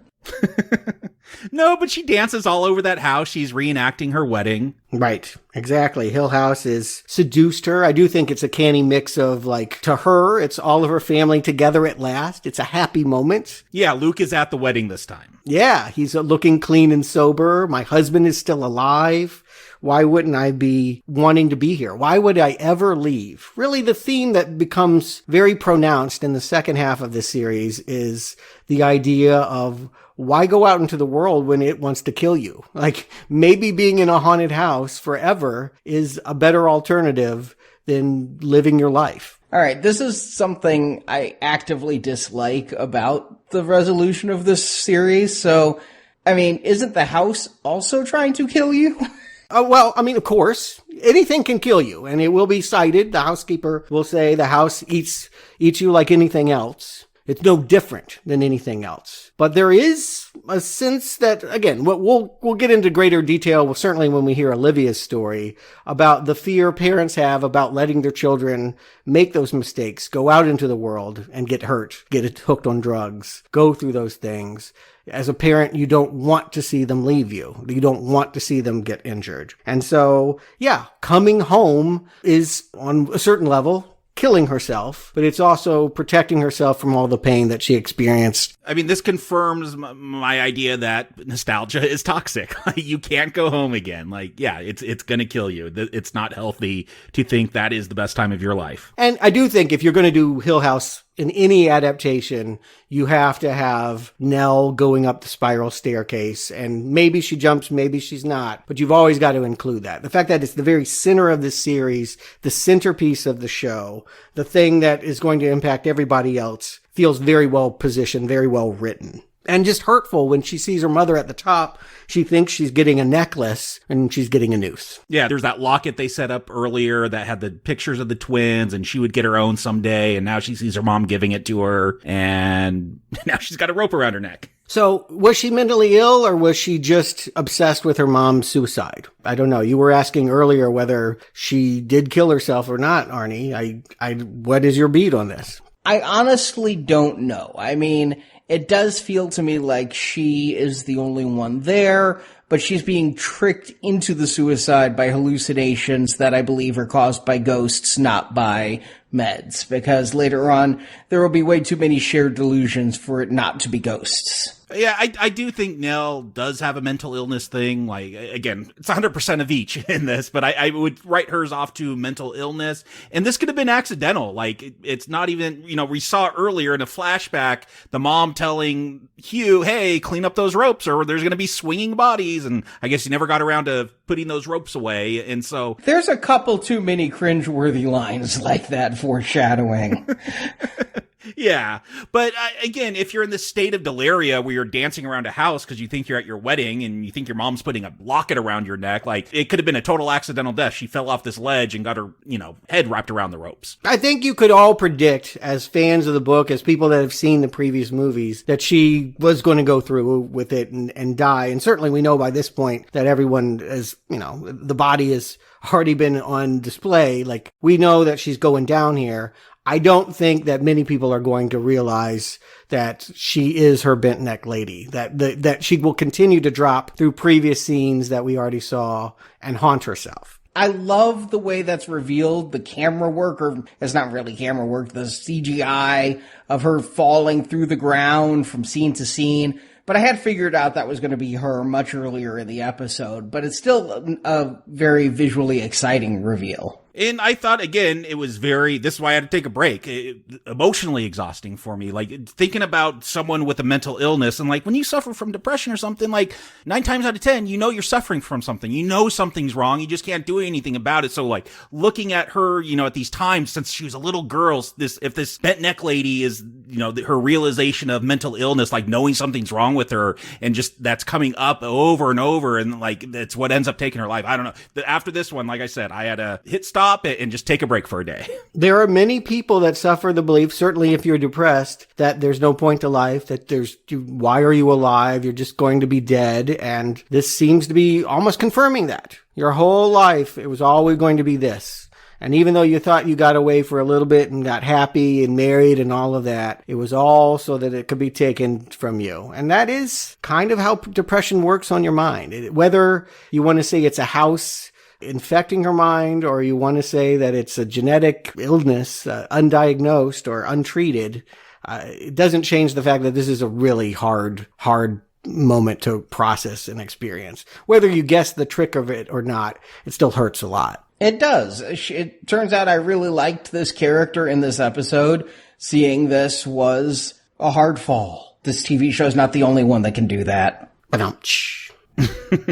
Next episode, Two Storms. This is the one I think that starts to really delve into Hugh Crain, who, by this point, we should probably bring up, is being played by 2 different actors. We got Henry Thomas of E.T. and Timothy Hutton of The Dark Half. And what's kind of strange about it is there's only 11 years difference between the 2 actors. Yeah, they should have kept the same actor for the dad. I haven't seen Timothy Hutton in so long. I mean, the thing that I always go to him with is Ordinary People. I know I've seen him in other stuff, but he looks so bad in this. I'm like, wow, they really gave Henry Thomas a shit makeup job here. The only thing that looks similar is their eyes to me. Like, that's all I could see why you'd put these 2 together. But yeah, just keep one or the other. Well, here's my guess. You would think on the commentary, Flanagan might explain the decision here. All he says is, Henry Thomas is one of my favorite people in the world. I met him on Ouija 2, and I'm putting him in everything that I ever do.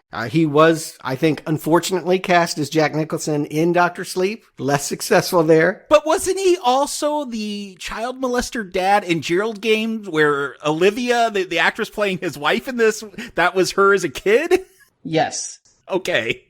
Right. Again, he loves this actor. He was going to use Henry Thomas. Why Timothy Hutton? Why play the game when there's only 11 years difference? Timothy Hutton does look, as you point out, Arnie, more bedraggled. I think you're seeing the way the kids see him. The kids love their dad in 1992. Henry Thomas is, to all the children, a beloved figure. But after the mother dies, he changed in their eyes. And I think that that's the point. Like, when we see him post Olivia dying, he's become this hated figure that all the kids pile their shit on. Like, it's your fault in some way or another. They all kind of blame him, except for Nell. Nell was the only one that kept the correspondence going. I kept wondering if he looked so bad because he'd spent some time in jail. He didn't go to jail. No, but I was wondering this early on. Well, in the very first episode, it's established that it has been ruled a suicide. He is, in the court of public opinion, tabloids are always going to gossip about whether he did it or not. And we're going to see that woman that was a big fan of Stephen be like, I want your dad to write a novel because I want to know what he was thinking. He's the mystery figure because he's the one that had the house locked away. He didn't burn it down. He didn't sell it off. He didn't flip it like he was originally planning to for a profit. He's keeping the Dudleys on to watch it. Right. The housekeepers are going to keep going, lock the gates. I guess I'll just pay for the upkeep and no one will ever live there again. And so is that guilt? Does that look like you're hiding DNA evidence? I guess it could look suspicious. Certainly the kids think of it as being part of his non-disclosure. They feel like he hasn't been upfront with them about what really happened in that house. And he has his reasons for not doing so. But now he's coming back into this, and now that his Nell is dead, this is going to be the start of him reestablishing relationships with the other 4 kids. And I just want to say that whatever I think of the series, wherever my arrow goes, this episode glued me to the television. My eyes, I don't think, blinked this episode. From centrifugal force? Because you're spinning so fast? It might be that it just pulled me into the center of gravity with that. But this episode is a incredible piece of technical, and artistic, I'm going to say perfection. I mean, it definitely has a different feel than all the other episodes because I think some of the acting, due to the fact that this appears to be one long take, I think the acting feels a bit more stage acting. The actors could screw up and talk over each other and things, and we're just going to keep going with it, whereas I didn't get that kind of feel in any other episode. But I really loved watching this episode. If I ever go back to the series, I'll just watch this episode. I'm curious to know, because in watching it originally, I was like, yeah, they're doing a lot of amazing Steadicam shots. But it didn't occur to me until I heard the commentary. There is only 4 cuts in this episode. For the bulk of it, what you're seeing are 14-minute long takes in which the funeral home becomes Hill House, all in one seamless set. There's no digital trickery. They didn't do composite shots. This is all gaffers and sound guys and the cameraman on dollies and what have you really pull in some stuff behind the scenes. Yeah, I had to look that up because once I finished this episode, I did need a break and I needed to know how they did that. Was it fake? Was it all CGI merging of shots? And the fact that they built those 2 sets, what he said in the interview I read is this was in the original pitch. They built all the sets to accommodate this episode. Yes, he was very excited about doing this technically. And I think it's important just thinking about in terms of Hugh Crain, this is claustrophobic. I have spent all of this time in Florida, far away from the kids that I loved, hiding my secrets from them, and now there's no more hiding anymore. The part of the reason why you would make this the episode where people can't get away from each other is because, this is the claustrophobic moment where they're all coming together. There's no more avoidance. Yeah, this is the big moment that it's been building up to, is this dysfunctional family having to get together again, and what's going to happen. How bad is it going to go? Mm-hmm. Certainly some of this would be predictable. That Theo is drinking would be obvious, that, Luke wouldn't be able to handle it. I was mad at Theo because, Luke is there. Don't be drinking in front of the guy. He's trying to stay clean. Yeah, right. I know it's not supportive, but they're not supportive of each other. I mean, you got to remember that, this family has been very fragmented since 2012. It's been a long time since they all went together to send him off to rehab. And, Stephen's going to be triggered because, the insistence of both Hugh and I think Luke is that it's the house that killed Nell. She didn't commit suicide. There's no mental illness going on here. The house did this. And that's just the thing that will make Stephen just livid, is you let Nell believe all that bullshit. And that's probably why she ended up dead. It's really bringing their problems to the fore, and it's sort of bringing Stephen back, I think, as the central character. I mean, it should be underlined that the problem is that Hugh never told these kids what happened. So that there's no reason to trust their dad. They all perceived different things in that moment as they were fleeing from the house. All they know is their mom ends up dead from suicide, and that's all the details they have. Like, it's understandable, like, how upset they are with them, and the dad still doesn't want to talk, and now it's taken one of their siblings. Mm-hmm. And then, of course, the other big secret that's going to come out here is that, well, we already knew Theo took the blood money from Stephen, but guess what, Shirley? You thought you were better than that, but your husband, in order to pay for your charity, has had his private slush fund, and Theo's going to out that too. A couple cocktails, and Theo is telling family secrets. Yeah, there was a setup earlier where we knew there was a secret account. Cheryl got a hold of it, like she saw that checkbook, but not quite sure what it was. But at this point, yeah, I know, oh, he accepted money for her for that book. Like, he's been, has that private account. And I mean, look, I understand why Shirley at this point is completely 100% pissed, like totally justified. Yeah, I've been supporting you. You live in my like clubhouse out back, and now you're telling me, like, to add insult to injury, when this episode finally ends, like, Shirley, the power's going to go out, and then when it comes back on, Shirley's going to find Kevin and Theo like kissing. So, like, again, the fact that it doesn't end in murder is probably a sign of restraint. Shirley is doing pretty good here. But this is called Two Storms, interweaved with this power outage storm at the funeral home. They are bringing us back and forth to important night in Hill House. Yeah, there's a hailstorm that's breaking windows. I thought they were going to find out that these were rocks, because I remember that story from Nell's childhood in the 1963 one. That will come later, though. Yeah, well, isn't it? I mean, couldn't we read this as Olivia is bringing this on, that this is where the nice mom, it said that this family was in this house for about 8 weeks. This is probably the midway point. This is probably where the house is getting to her, or her mental illness is getting to her.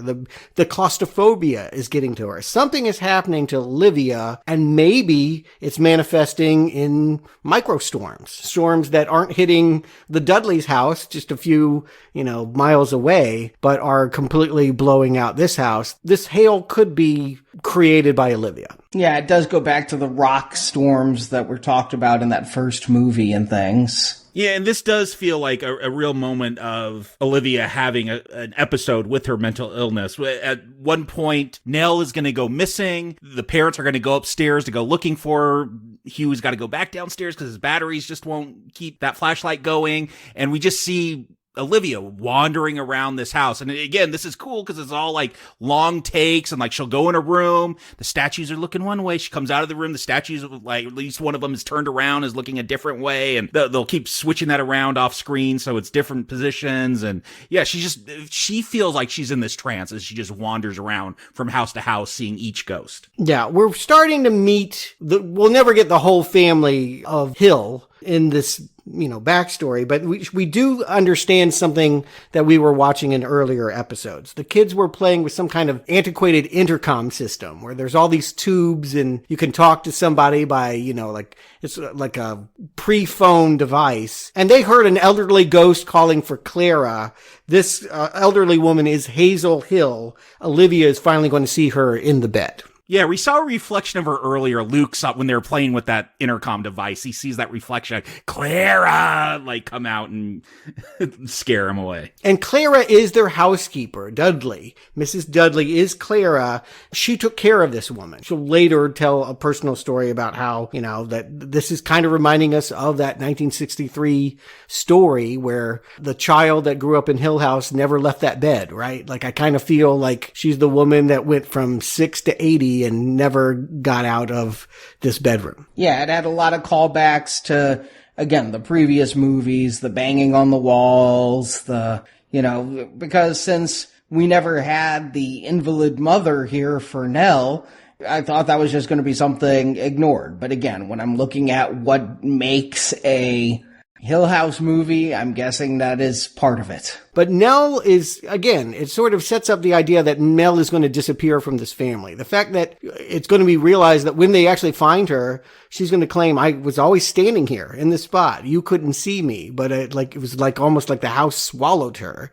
Certainly it has plans to do so. Creepy moment. Yeah, it's another emotional episode for me because we see, going back to stuff going on at the viewing of the body when the family gets together, like all of a sudden there's buttons on Nell's eyes. dies and her casket falls down. And like, we're going to find it's like Nell trying to get their attention. Like, yeah, she is the ignored one. And it's going to link in with this story here to emphasize that. But again, it just felt so bad. Here's this person. We're supposed to be mourning over her sister, and this family's just fighting, and she's just being totally ignored. Right. Nell is really the one person, maybe the mother would be the other, that could probably has a good relationship with all the other people that could actually reach out to them. But they, not unlike Luke, they just don't believe her. They don't listen to her. And so it will be post-death doing some ghosty stuff that she'll finally be able to get their attention. That's what's going to start happening in these later episodes. Yeah, this is episode 7, Eulogy. This is one of 2 episodes that I feel is about Olivia Crain.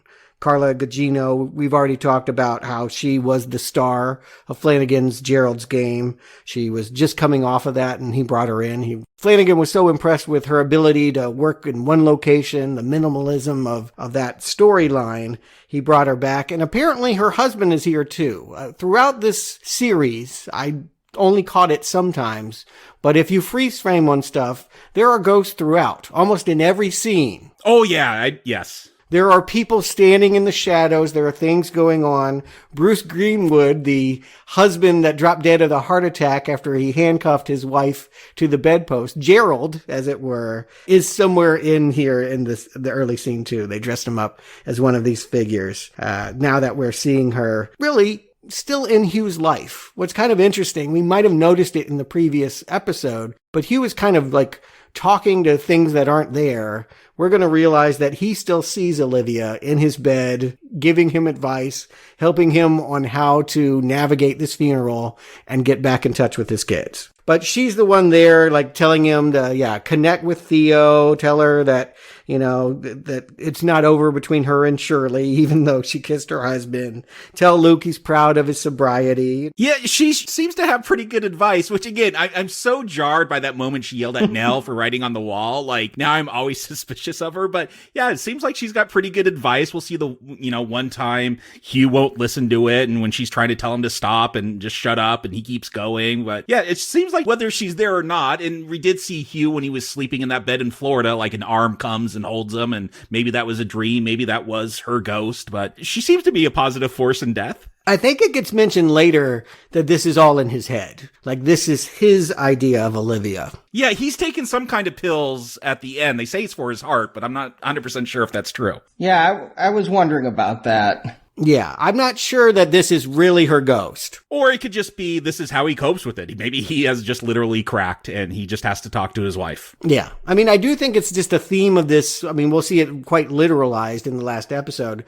The idea that, like, we just end up like freezing in moments and like holding on to things. And so they might seem like ghosts, or they might just be PTSD trauma that we replay again and again in our head, or like for whatever reason, he's not willing to let go of Olivia. Like that, whatever happened in that house, and we're getting closer to getting some answers. He, in all of this time, has not allowed her to go. And again, in their exchange, I think it even gets literally said that they don't count what happens in the last 2 days as being them. Like, they've forgiven each other for how it all ended up. And they seem happily married. Like they managed to have a good life together. Never mind the fact that she died 26 years ago. The other scene I really like here early on, it's understated, but Aunt Janet comes in, and you can tell that Hugh really has a problem with her. And I'm like, well, what does this mean? But when you really peel that back, Aunt Janet is the woman that took away his kids. Yeah, she took the kids, right? She got custody of them. We hear a lot about Aunt Janet, but one of the earlier episodes, it talks about how, like, they're going to a custody hearing, and Hugh doesn't even want the kids to testify, which is bad for him. What's clear in these scenes is he loves his kids. He never wanted to leave them. He didn't go to jail. It feels that way. It feels like he got locked up. But the truth of the matter is, he locked away the answers about what happened, and Aunt Janet probably was like, you're not going anywhere near that man that killed my sister. And she poisoned them against him. And so this has got to be really hard to all be in the same room, as it usually is in family gatherings. There's a lot of bad history and baggage and emotion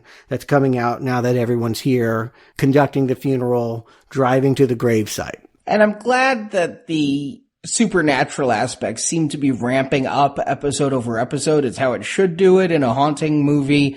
You should be getting more and more ghosts up to the climax.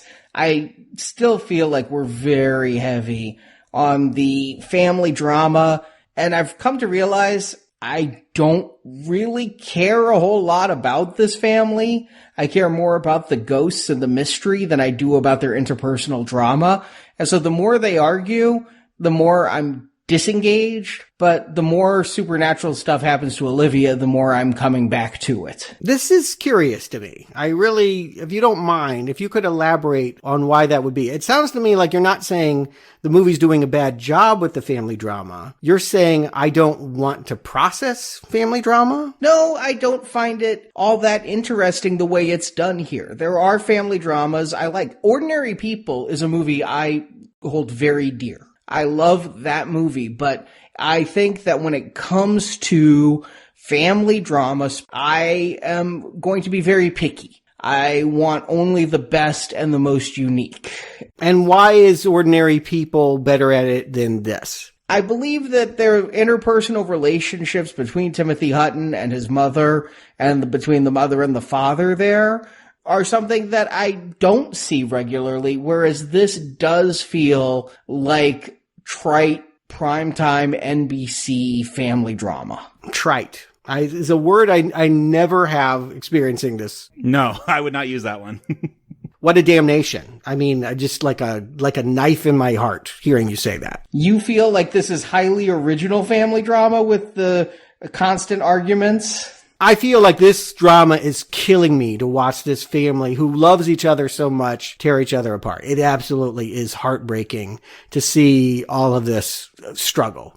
Very much so. Yeah, I think it's very well done. Feels a little too real at times, but... Yes, yeah, it's triggering almost in some cases. Without going into my own drama, I do feel like there are some moments that I'm like, woof. Yes, there are moments I am triggered.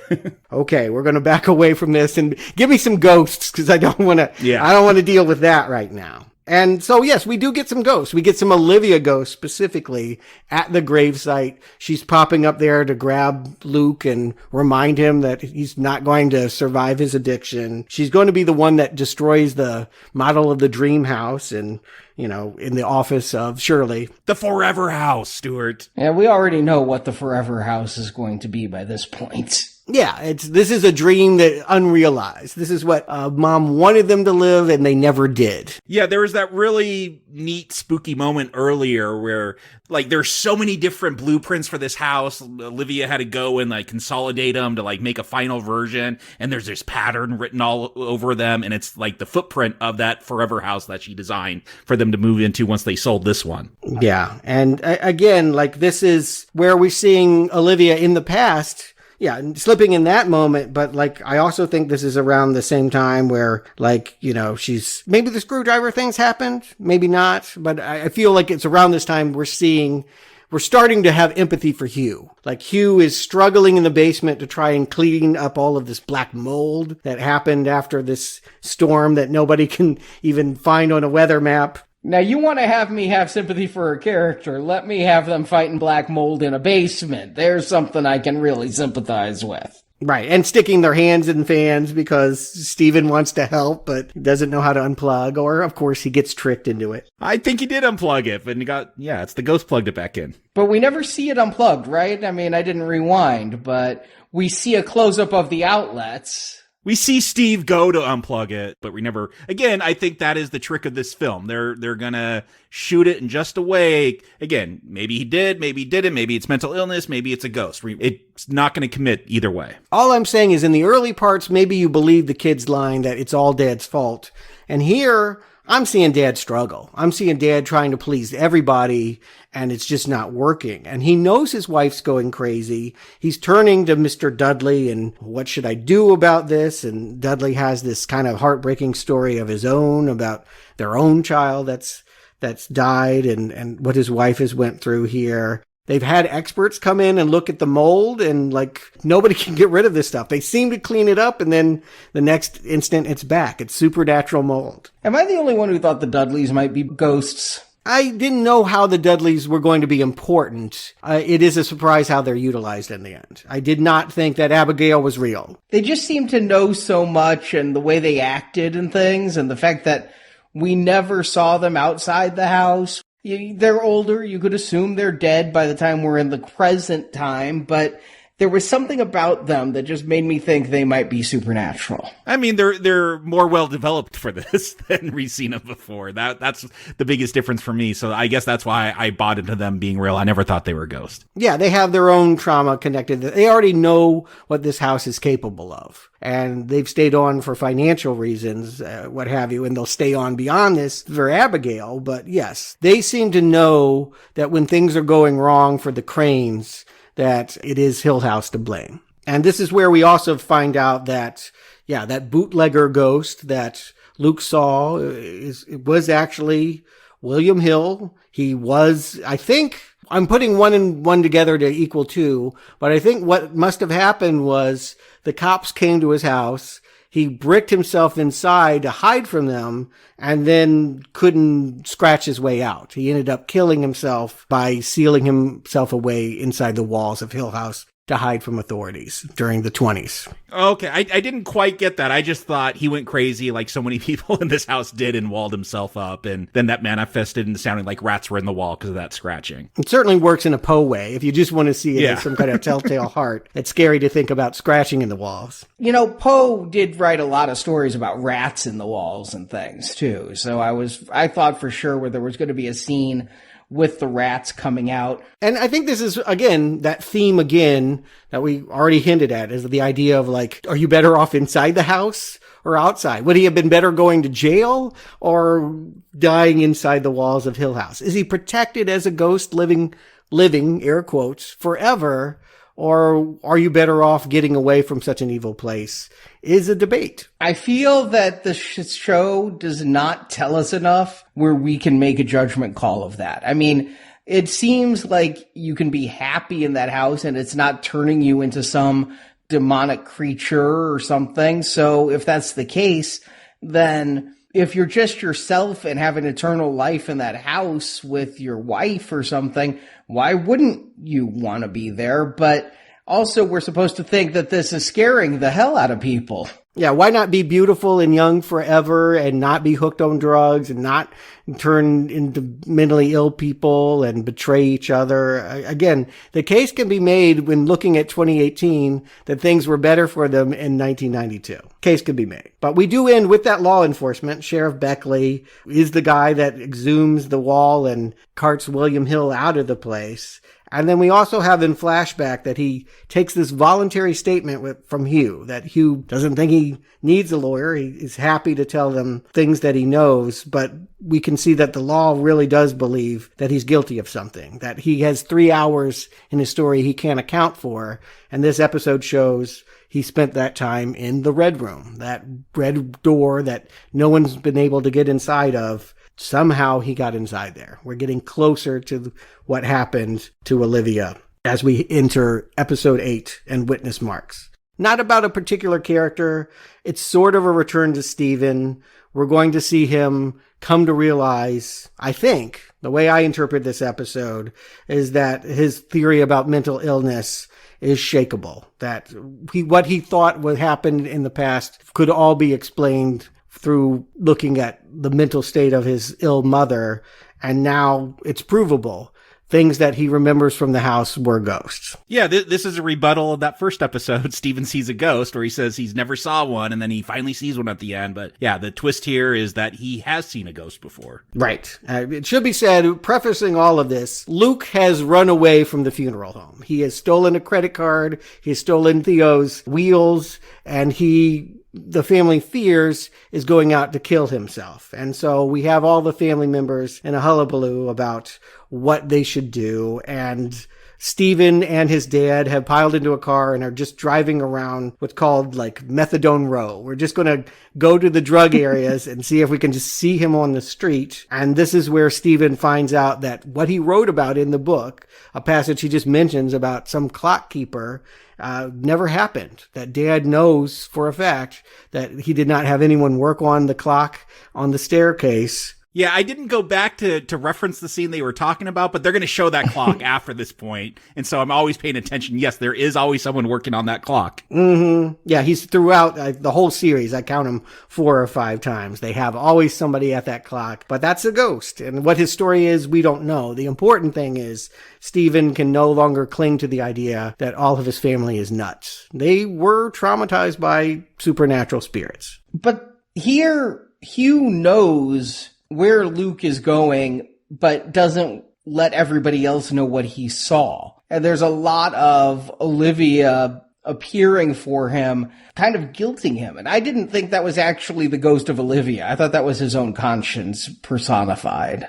Why do you think that? Because Olivia's standing there like saying, why don't you tell them what you saw? And Hugh just never opens his mouth about it. When they're all accusing Luke of going to get high, Hugh knows where Luke is going, and he's just not telling the whole family. Well, they'll get a ping on the credit card. He uses it at a gas station, and that's how they're able to track where he's going. Yeah. But Hugh knew ahead of time. I didn't take it that way. I didn't take it as that. Maybe that is the reading of that. What I took it as, Olivia has been trying very hard for Hugh to connect with all of his children, and what she knows Stephen needs, and all these kids need to know, is that she killed a child. Like, Abigail was real, and I poisoned her, and I did something awful, and you need to just let them know that I'm not this perfect thing that you murdered. I'm not the thing that you disappointed and broke. I'm guilty in this relationship, and you need to blow that. They're adults now. They can handle the truth. They're not children anymore. So that's what she was talking about? The way she's saying, tell them what you saw, the fact that they're all talking about Luke leaving, I thought he saw something that Luke did that let him know that Luke was going to go burn the house down.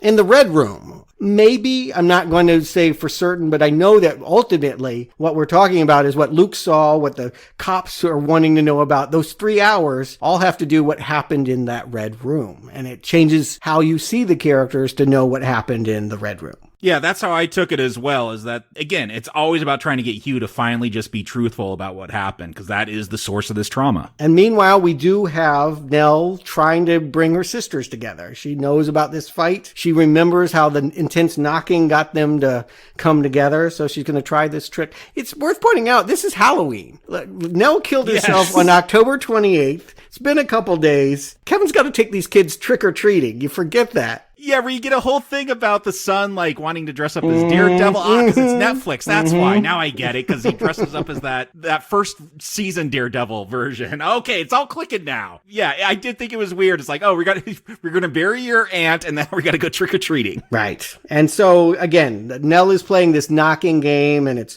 going to scare the hell out of Shirley. She thinks it's trick-or-treaters that won't leave her alone. Some kind of home invasion scenario. And ultimately, like, she's going to go running out of the house and run right into Theo. And yeah, they're going to find out that, yeah, Luke is going back to Hill House. They're going to go together. And I don't know, would you believe your sibling if they said it was important for me to kiss your spouse because I was so concerned with the feelings of death? I don't know. It takes a certain kind of sister to believe that it was a biological need. I wouldn't go for that, but I only have sisters, so... I'm not sure how many of these siblings know about Theo's powers. I know Nell does, because she tried to force her to touch where her husband died to see if he was still around. But yeah, that'd be real crazy if you didn't even know that your sister believed that she could, like, have psychic readings from touching things. I mean, she knows and doesn't know. You know, it's funny what people understand about these powers. And again, I get the sense that Shirley doesn't want to go there. And Theo doesn't want to go there. But after Nell pops out of the back seat and they spin out, they just have to go there and have the talk. And yeah, what Theo says is, I wasn't trying to move in on your husband. I was trying to shake these feelings I've had ever since I took Nell's hand. And my real fear is, like, this is what death is. Like, once we die, we're all going to feel this way forever. And that's what I've been running from. That's why I'm promiscuous. That's why I'm always hooking up and trying to escape that feeling. So Kevin was a light. He was not a lover. He was not someone she was romantically interested. Interesting theory. Again, I think it might be hard for just any sibling to buy into that. But if you have a sibling like Theo, I guess it makes as much sense as anything. And we get our final scare here is that Luke does, in fact, arrive at Hill House. He's got 7 gasoline canisters. Remember, that's his magic talismanic take on things. But you can't just throw gasoline on a rug and throw your lighter on it, or at least not at Hill House. Yeah, I did think he needed to be more strategic about where he was pouring that gasoline. The stairs, okay, that's wood, but yeah, throwing it on that floor. You got to get it in the corners where it's going to get on walls. But yeah, this is a magic house, so it just goes out as soon as he lights it. Is black mold flammable? I don't know. Maybe. Probably the only way to get rid of it anyway. That's where I would start it anyway. Burn out the black mold. But he's grabbed from behind by a flapper we're going to learn is named Poppy. She's going to play a big part of our next episode, the penultimate episode, episode 9, Screaming Mimes, which kind of feels like it should be combined with the other Olivia episode. This is Olivia as her life was lived inside Hill House, the one that nobody knew. You know, we've had earlier scenes that Stephen tried to cheer her up and paint a dresser and she smashed it and seemingly and to Stephen's mind in a psychotic rage. But in fact, what she was smashing was this image that won't go out of her head of Nell and Luke in the future dying. She can actually see what they're going to become. She can see the bent-necked lady. She can see the guy ODing on the street. And that's what's terrifying her. And I think this is where the metaphor really works. Because yes, she could be seeing her future children as ghosts, or it could be a real fear. Like I see this with my wife and our girls. Like now that they're getting into teenage years, she's like, I'm an elementary school teacher. I know how to deal with elementary school age kids. They're teenagers. I don't know what to do. I don't understand what they're going to do when they go out in the world and with social media. And like it really does freak her out. Like this is her. I'm not saying she's going to kill him. No. Yeah. Yeah. I want to make that clear.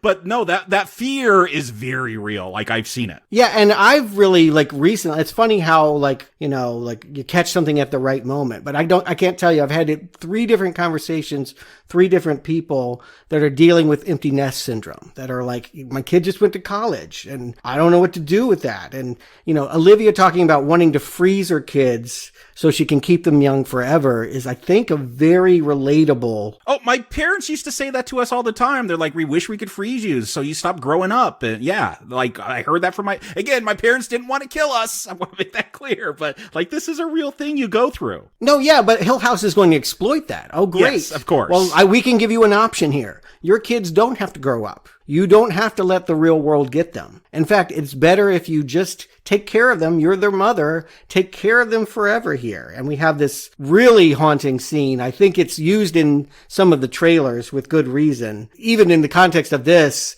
like when she goes to put her kids to bed and they talk about their nightmares of the future. Ooh. Let me tell you, before I watched this series, I did watch the trailers because little behind the scenes info. We already released the first episode of our Haunting Retrospective when I'm recording this, but I needed some lines for our credits. So I went and I watched all the clips and trailers that were out on YouTube. And when I saw this scene, you do not understand how excited I was to watch this miniseries. I'm like, oh my God, this looks so creepy and so involving, and it has such mood. This scene sold me to go watch this series, and I wish the whole series had this. This episode has a creepiness to it that I just feel, when they're arguing about You Kissed My Husband, I don't have that same feeling. Well, okay, I mean, yeah, I get that, but I feel like this fear permeates the entire series. Again, it's the fear of, are we better inside than outside? Is a haunted house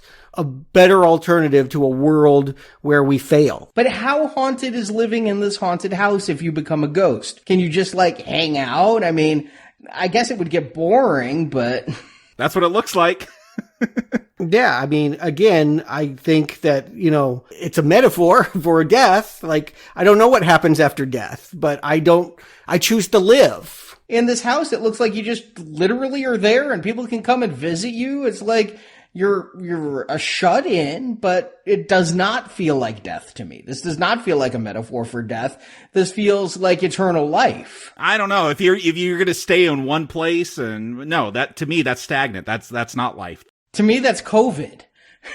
Or to me, that's walling yourself inside and then realizing you don't want to be there and not being able to claw yourself out. Like, I feel like that is how people get tricked by the house. They're promised that this is the place that they need to be, and then they realize that if they want to live, I mean, it's a line of dialogue near the end of like, nothing bad can ever happen to them. They stay here, and the husband counters nothing good either. Like, the choice to live your life is to take the risk that bad things can happen to you. And if you choose instead to hide and wall yourself away, it's its own kind of monster. It's its own kind of terror. Yeah, here's another reference for you, Arnie. I definitely got like an Inception moment during all this with the mom as we see her going mad and it's like, oh, we have to kill ourselves to wake ourselves up. Good call. I did not think of Inception, but you're exactly right. Yeah, but here's the thing. This does it better because there's emotion behind this, something Christopher Nolan still can't do.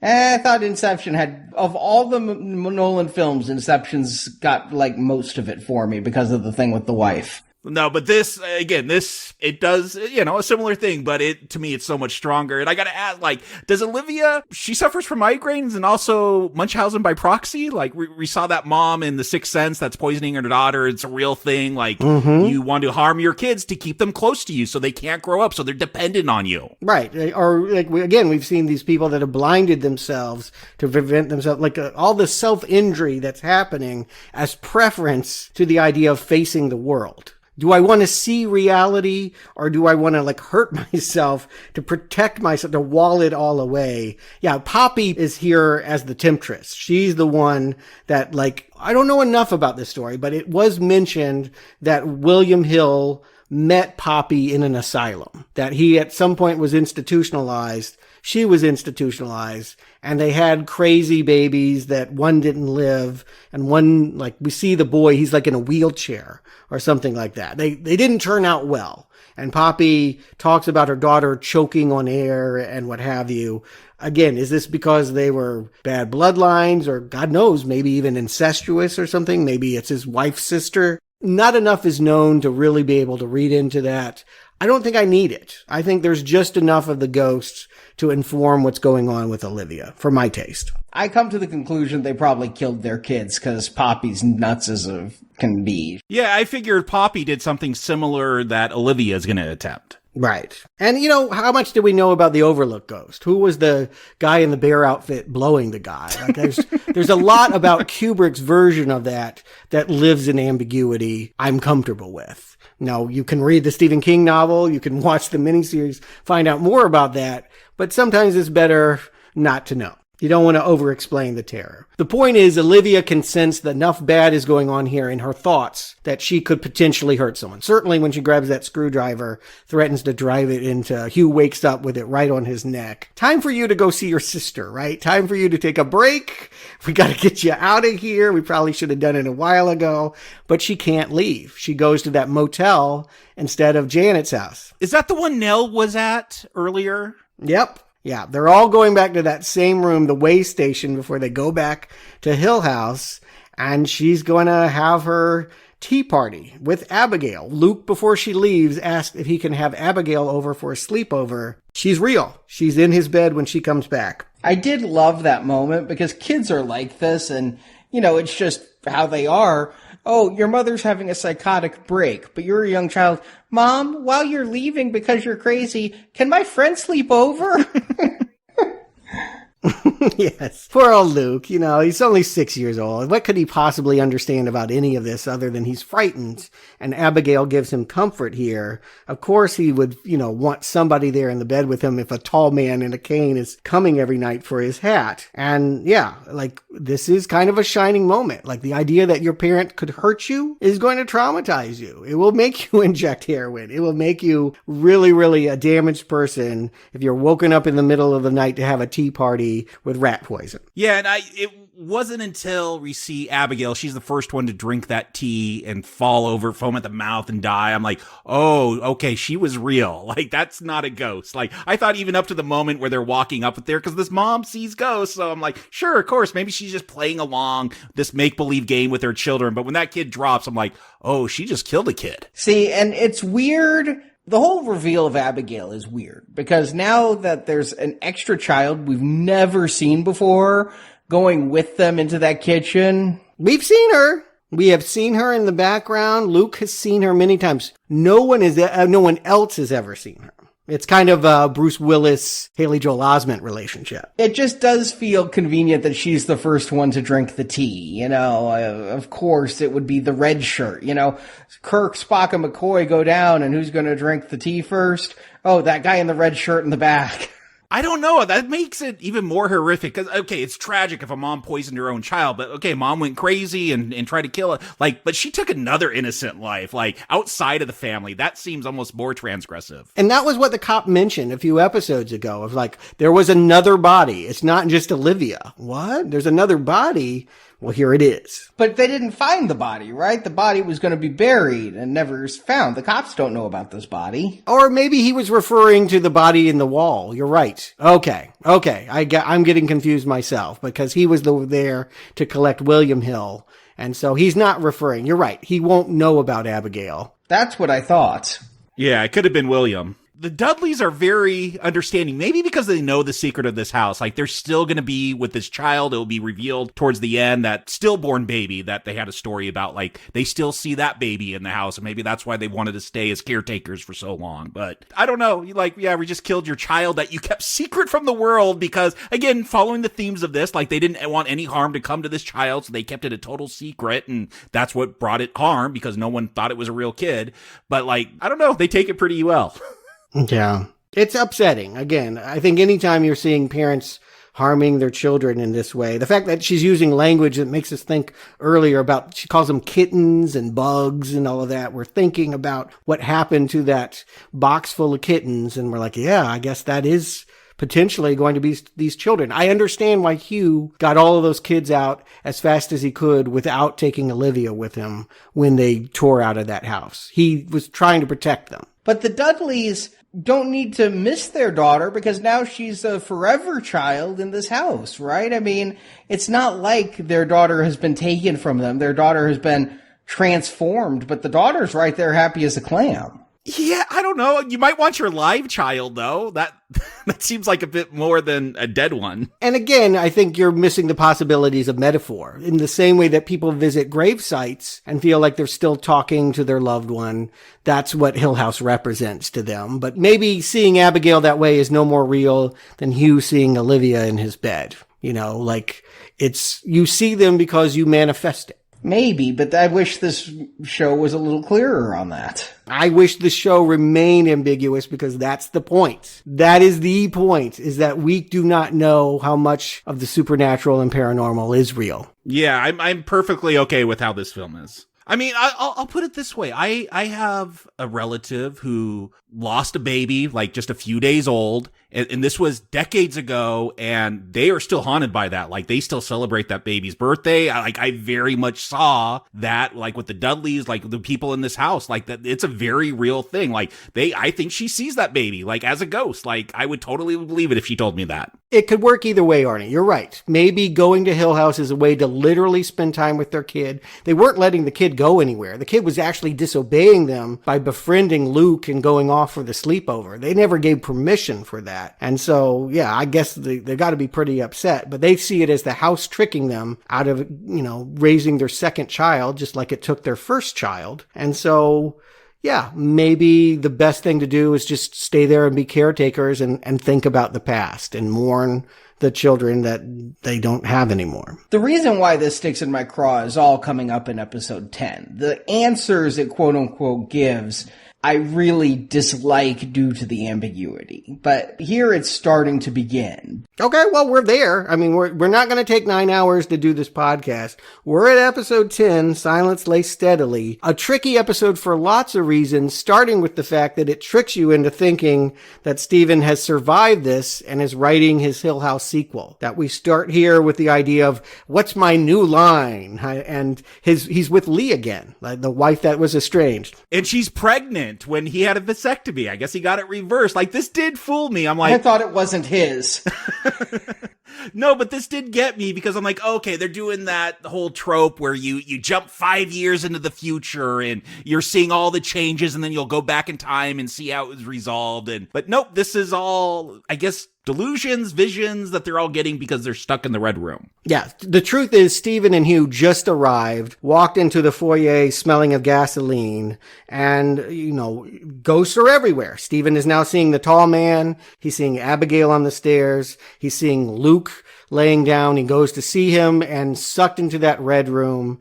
And now the Red Room is essentially going to make your worst fear come true. What is Stephen Crain's worst fear? The idea that he's going to pass on the family madness. The fact that this baby in Lee's belly is going to all of a sudden, through the magic of CGI, turn black and maybe it'll be as crazy as your mother. I mean, that is what really gnaws away at Stephen. And Flanagan talked about he wanted Red Room not only to be the heart of the house, but the stomach as well, that it's really eating them. And that the best way to eat and destroy somebody is to, it's the poltergeist line. It knows what scares you, right? It knows your worst fear, and that's what's going to be waiting for you. Yeah, we see them as kids. It knew, maybe not their worst fear, but it knew what to draw them in and maybe to grab their psychic energy so it could do this later on. Who knows, whatever mumbo jumbo you want to come up with. But yeah, we see Theo was dancing to Paula Abdul and this was the room. And I did love that. Yeah, and that there's this treehouse, and it was a line I caught early on when they're like, Luke is in the treehouse, and the mom's like, oh, whatever. I'm like, why wouldn't she know to look in the treehouse? That seems like a real obvious place to look. But no, the Red Room is the treehouse, and you will go through each kid and the parents, and it's all a different thing to them. Right. Luke already being there, the first one grabbed, his worst fear was obvious. Not ever getting clean. Always relapsing. The fact that he imagines he's there with Joey in that hotel room. He got the money. They're there. They can finally come down and be well. Yeah, Joey returns, is like, I got that hotel for us. And I'm like, downtown LA, you ain't getting that room for $200. She becomes the girl with the runny egg eyes. And there is something just horrifying because it probably could have happened. Maybe I just OD'd in that alley. I took your money. I bought some dope and now rats are eating me. The idea that I guess it would be an addict's worst fear. You're never going to be clean. You're always going to want it. You're always going to wind up dead in an alley. I gotta say, I think those runny egg eyes effects were this film's tribute to the 1999 version of The Haunting. That I'm like, oh, that's unfortunate. That should have been better. Yeah. Funny you should say that. Flanagan did do commentary on this episode, and he said, we ran out of time, and if there's one effect that I deeply regret every time I see it, it's those runny eyes. Oh, okay. Yeah, he feels you, but we get the point. It should have been so good after that story you got earlier. Again, I'm there mostly emotionally for these characters as they're confronting what, is really terrifying to them. And then the girls show up. They were on the road. They've finally gotten there. They've been grabbed too. Shirley's is interesting. Her worst fear is that, she's so judgy. She's the fixer. Everyone else is the screw up. Well, maybe the worst fear is you're the one that broke up the family. You're the one that cheated. Before anything else, before Kevin Castillo, you hooked up at this conference. That was a funny scene too, the way her flirting is sending hot wings. Yeah, again, it's very believable in the way that people strike up a conversation that don't know each other. You can see that they have chemistry, but then he flashes that ring, and she'd like to believe that she tells him off and you're a married man, I'm not doing this. But the truth is, that's exactly what she was looking for. And she wants to be a good person, but maybe she's not. And the fact that she's seen this guy a couple of times throughout the miniseries, again, ghosts aren't always ghosts. Sometimes they're regrets. And so this is selling that point. Yeah, again, I think you can don't you do it? There are things in my life that I replay that I can be standing somewhere and suddenly they're there before me and I'll never not think of them. Oh, yeah, absolutely. Yeah, I consider that part of my mental illness. Yeah. Well, yes. You could call it whatever you want, a ghost, a wish, a regret. But I would like to believe it's the human experience that we all have those phantoms, that they're all here. And for Shirley, again, this is really hard for her to admit. She's not the good one. She's the bad one. And of course, Theo, this one would be obvious. Touching, we know, hundreds of Day of the Dead hands popping up to grab her would be horrifying for someone that's fear of intimacy. But something else gets interestingly said here. Trish is mentioning the fact that there was a man that walled himself away and wished himself to be tall. I think what they're telling us is that the bootlegger is the tall man. And it kind of feels like a reference to Legend of Hell House. Arnie, do you remember the conclusion of that movie? I'm going to go ahead and spoil it. Sorry for people that don't know. But there was a very Hill House-like movie that we covered for patrons. And the big twist of it was like a little person that built big legs to like feel superior. Yes. I think this is a callback to that. I mean, go check out that movie. I think it's a recommend from all of us. Well, I think Marjorie wasn't so keen on it, but Arnie, you and I recommended it. And so Legend of Hell House is maybe where they're drawing inspiration on this ghost that Trish is talking about that's been haunting Luke. Don't know. I gotta go watch that one now. Yeah, I was paying more attention to building the walls because Theo had a whole discussion about that with the little girl who was being molested, like built walls so thick she couldn't even see into her. And yeah, they do have that tall man reference. I guess they're trying to explain some of these ghosts. And of course, they're all trapped there in the room. They're all being eaten by these delusions. They probably would all die here were it not for Nell. Nell, yeah, she killed herself, but that means that she's here in Hill House, and it means that she can rouse them from these nightmares as well. And she's kind of the one that brings the family together, as she's always wanted to do, but no one would listen. So you see, this is a good thing that she's dead in Hell House, right? No, I think the metaphor is that her death, whether it was suicide or not, her death is what made this family finally confront their trauma and start to heal. You can't just crutch on metaphor, though, when the thing that tormented them were ghosts. They weren't tormented by metaphors as a child. Yeah, I mean, good thing? No, of course not. But it did allow healing to begin. It brought people together. I mean, again, maybe they were. I mean, you're taking this stance. To be clear, there may be no ghost in Hill House. You can watch this show and say this is psychological, this is mental illness. That is a very valid reading about what's going on. So yes, it could be metaphor. I'm telling you, I had sleep paralysis as a child. Like, that wasn't real ghost. It's something that tormented me, though. I think that breaks apart in this episode. I don't think you can go with mental illness the way this episode involves so many people. I like it more when it does have the ambiguity and could be. I think it's presenting, and I think it's come out in this conversation, maybe things that are triggering, things you don't want to look back on, traumas that we're still dealing with. It's a way to frame all of that in a more entertaining way. Oh, it's just a ghost story, just a haunted house. But your brain knows what's going on. It's picking up on things behind the scenes. So I think that's one of the powerful things with art or with film, whatever. It's fictional, but it has an effect in our real life. It helps us process things that maybe is just too difficult to do without coming up with like scary ghosts to pretend that that's what's haunted us our whole life. Yeah. Nell has now become this fragmented thing, that they all have different memories of her, that they all kind of are experiencing her. It's kind of this weird moment that they're all in the red room and she seems to be talking nonsense. And they eventually realize they just haven't asked the questions she's answering yet. And that we're now seeing time as fragmented and not linear. But in fact, that they don't have to leave her ever. Like, she can always be with them. And again, I think that's what a ghost is. That is those moments I talk about replaying. There's some things, that experiences that happen in your life that stay with you. And even if you've left the physical space, I think that's healing for this family to know that. It allows them to leave a room that is eating them alive. Meanwhile, we have Hugh outside the room, and he's got to confront Olivia and Poppy.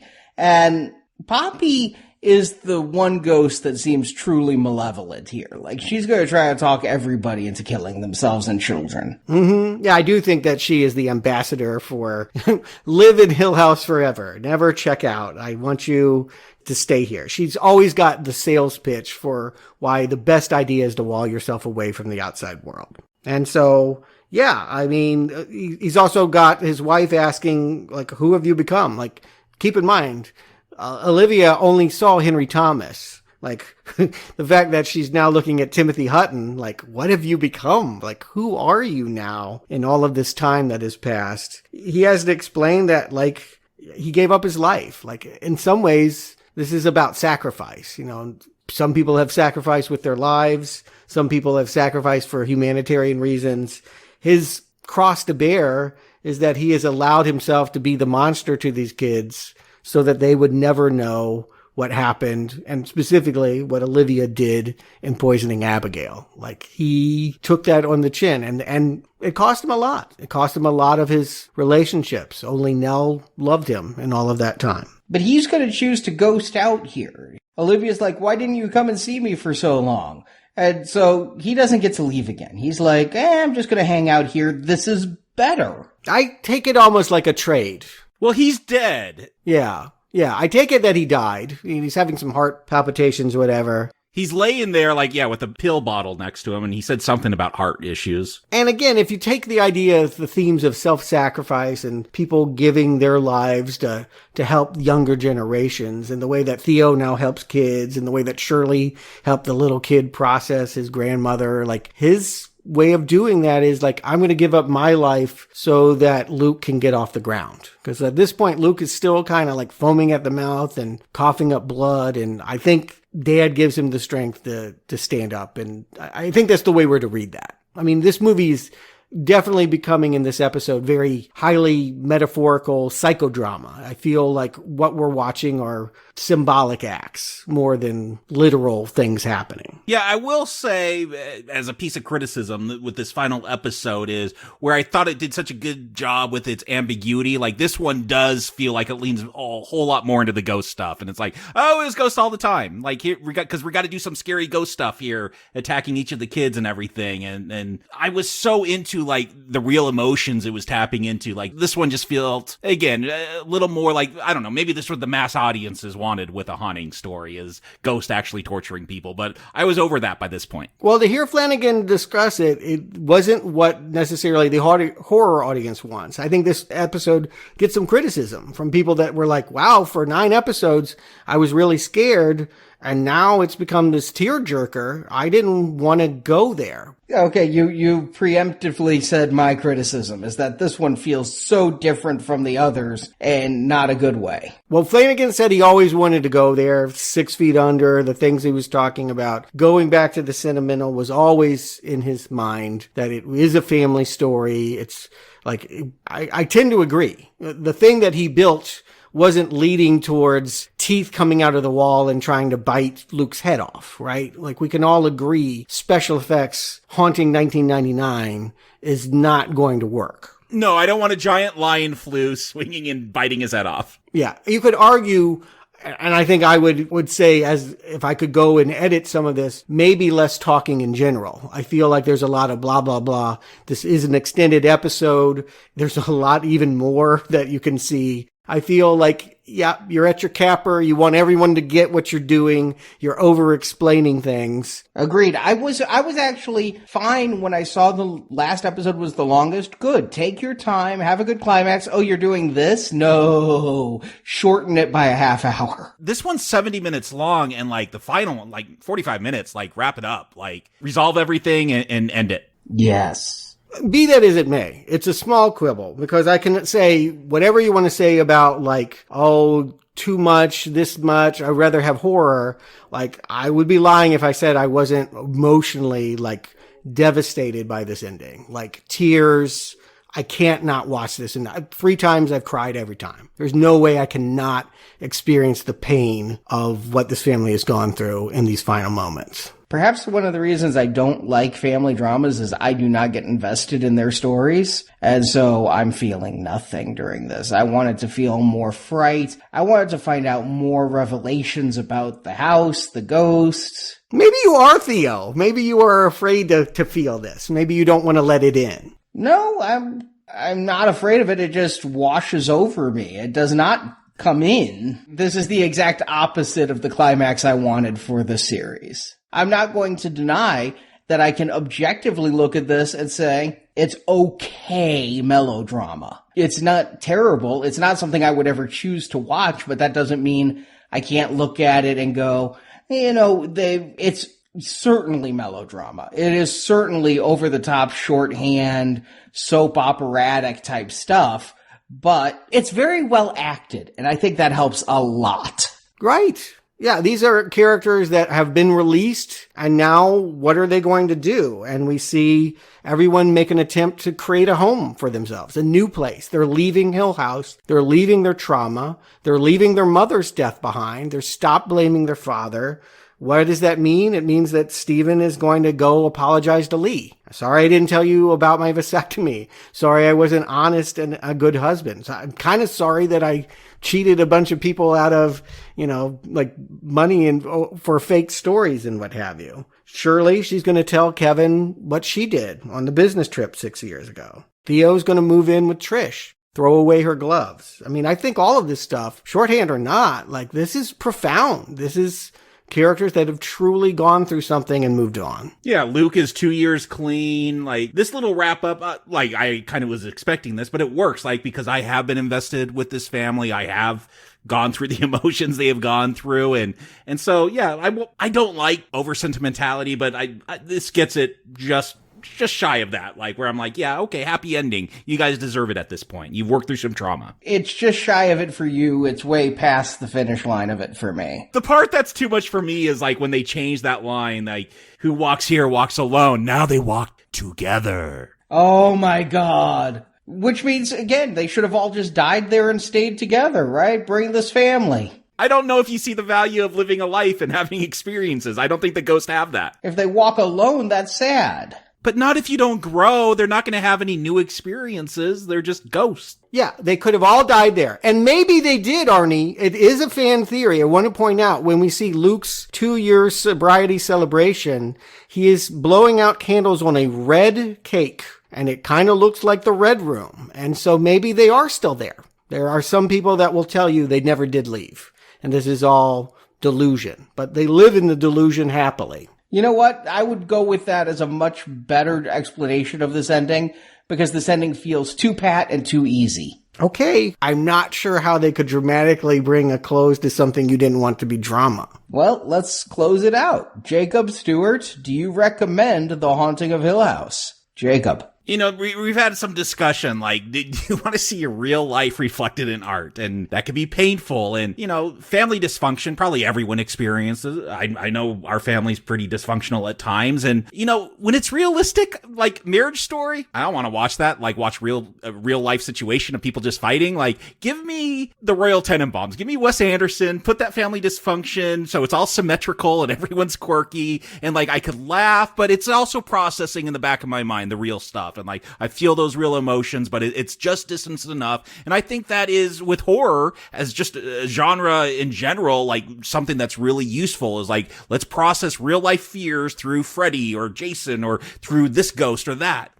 So I think this is a really great example of how, again, the power of art, where you can take something fictional and process a lot of real life trauma through it. And it's distance just enough where, oh no, this is a horror ghost story where I'm going to be scared. And there's a little bit of mystery. What happened with the mom? I got to figure that out. And what's the true story about this family leaving on this mysterious night? But in the back of my mind, I'm feeling all those real emotions and that trauma is being processed. And so I think this is really powerful at doing that. I really got into most of these character stories just because, yeah, it was tapping into real life things.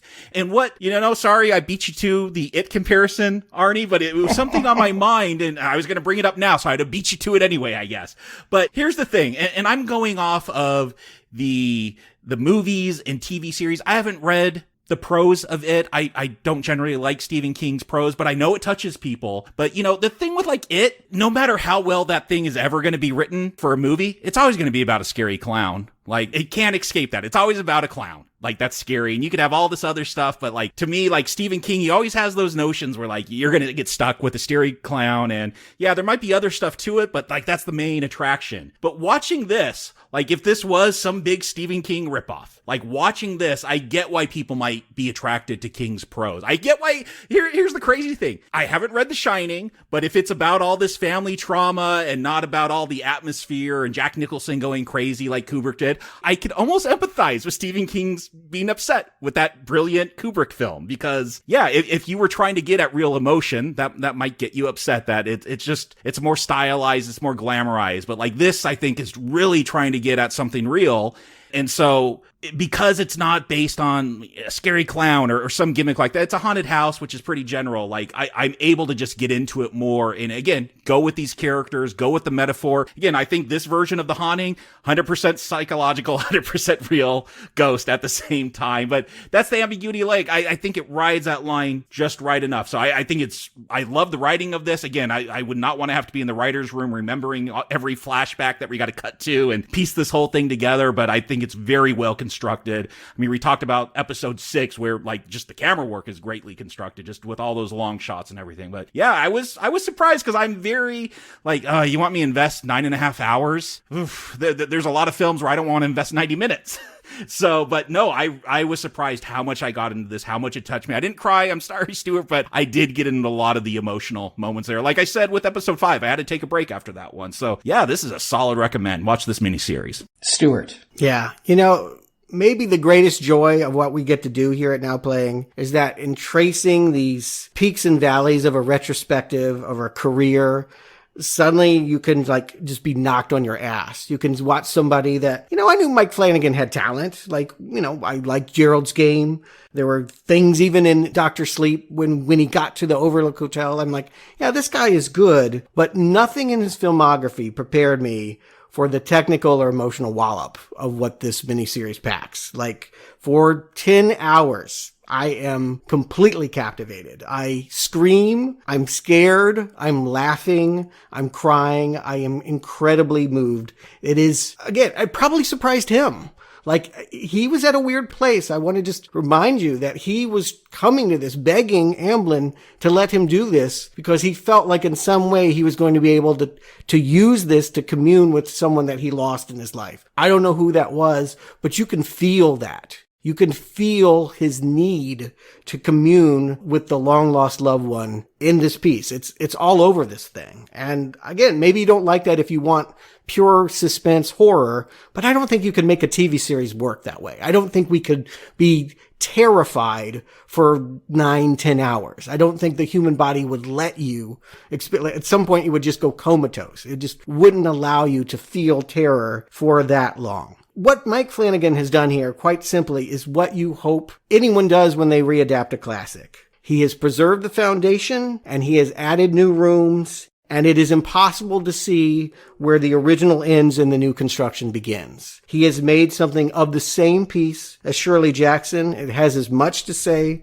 as her book on, domesticity and child rearing and marriage. All her concerns in the 50s, they feel just as current here in 2018. Her blueprint, his restoration, is the same house. And that is a remarkable achievement that rarely happens. You can have great movies. Again, Kubrick's Shining, great movie, has very little to do with that book in the end, as Stephen King will tell you. And what's, again, so amazing is how well Flanagan has expanded the novel and honored the novel. And what a great cast, what a great crew. You can have quibbles. I mentioned a few of them. I agree with some of the ones you guys have brought up. But nothing about this is going to change the fact that I'm just absolutely floored by this. I think that this is a masterpiece, and it is the highest of recommends. I really think that, one of the great horror works is Hill House 2018. And to go back to something you said, Jacob, I think one of the points that I've made is that in order for me to get into a drama film, it has to be something really special. You brought up A Marriage Story. I was enthralled. I cried during A Marriage Story. I couldn't stop feeling that movie. And yet this does not do that for me. I'm watching this, and what I realized around episode 4 is I'm watching the Gilmore Ghosts here. If you like that type of show, if you like This Is Us and you like horror, this is the Twix mix-up you've been looking for. It got your chocolate and their peanut butter. For me, I'm right there on the edge, but because I do feel the first episodes of this really dragged for me with its flashback montage and its teasing out of information. I saw what it was doing. Lost did it better. And the haunting bit didn't really get going until episode 5. But then episode 5 really, I'll say it grabbed me by the throat. And episode 6, in isolation, is as good as Stuart said the whole series is, in my opinion. Episode 6, I will put up there because of the technical mastery of it. And then, it stays pretty good for 7, 8, 9, and then 10. 10 is a denouement that they didn't need. 10 seems to become a different series there, and it muddles the entire thing. And so I'm left on the line with this, but because of episodes 5 and 6, I can eke this into weak recommend. But I really want you to know what you're going in for. You're not going in for what the trailer seemed to promise me was 10 hours of some of the most gut-wrenching, suspenseful horror of child trauma brought into adulthood that you could imagine. It is, I would say, 85% family drama with 15% of horror. And that's the exact opposite ratio I personally would enjoy. But I will Green Arrow this with a weak recommend because of how great 5 and 6 are. Again, it's a haunting. Like, I don't feel like hauntings are necessarily about terrifying you. They're about haunting you. They're about the emotional overwrougughtness of something that you can't change from your past, still floating around. Every episode has something very unnerving in it. Every episode does. It has a couple minutes of unnerving and an hour of drama. Some episodes have more, and those are the episodes I like more. One thing before we close, worth pointing out, worth bringing out, why aren't we doing season 2? What's this about Haunting of Bly Manor? Will we ever cover this? Yeah, I saw he did the exact same thing. I've had never watched this before, but I saw that come up in the credits, like, after I watched this. Like, you gotta watch this next, same guy. They'll call it even season 2. Netflix is trying to tell you it's of the same piece, but Flanagan has been pretty clear, we're never going to see the Crains again. And what he did in The Haunting of Bly Manor is adapt an entirely different haunted house story. And that is The Turn of the Screw by Henry James. I want to know when he's going to get to the Titanic book that Stephen Crain wrote. We could do that franchise. We could do a Turning of the Screw franchise. It has an arc very similar to what we just covered. There is a early 1960s black and white classic that many people will tell you was great called The Innocents. It has a Hollywood remake called The Turning, came out a couple years ago with Finn Wolfhard. It's really bad. Stranger Things, yeah. So, but it doesn't have that 1999 CGI, I bet. Actually, it does.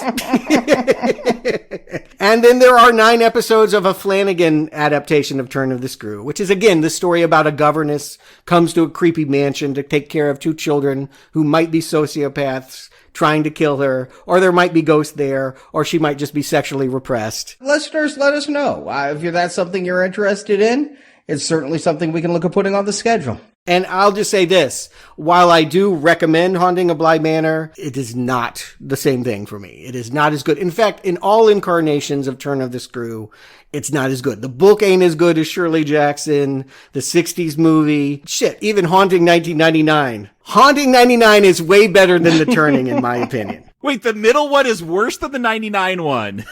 Oh, no. We might need to see that then. But if you do want more Flanagan, and I know I do, I will be watching this Friday, premiering on Netflix, his new miniseries, Midnight Mass. I don't know much about it, but it's original that he wrote about a New England island that gets a new priest, and then strange phenomenon starts happening. It's going to have Kate Siegel in it. The Dudleys are in it as well. No other Hill House veterans. But yeah, I'm really hoping for good stuff. And I will just put out there, if you want a really solid Mike Flanagan recommend from me, Ouija 2. Unbelievable Ouija 2. I hear very good things, and you've mentioned that many times. Yeah. That one, it's an entertaining enough, horror movie. For a modern horror movie, like, it's pretty good. It doesn't blow its load like so many do. It's very fun, yes. But if you want more of this, it's not coming. I don't know that they're going to. Frankly, this is a drop of the mic moment. I don't think anyone would dare try to adapt Shirley Jackson again after this one. You can go to Universal. If I still lived in LA, I would go see their Maze this Halloween season. They are doing this miniseries as something you can walk through. And so I guess if you need an encore, that's going to be it. Mike Flanagan did come and help them build the sets. It's going to look exactly like the set on this show. Bent Neck Lady will be there. Tall Man will be there. I bet that chandelier is going to fall and almost hit you. Yeah, I think so. But that's it. There will be probably no other extension to this universe. So the extension we'll have is when we finally do get to Paranormal Activity as our gold level series in a little over a month.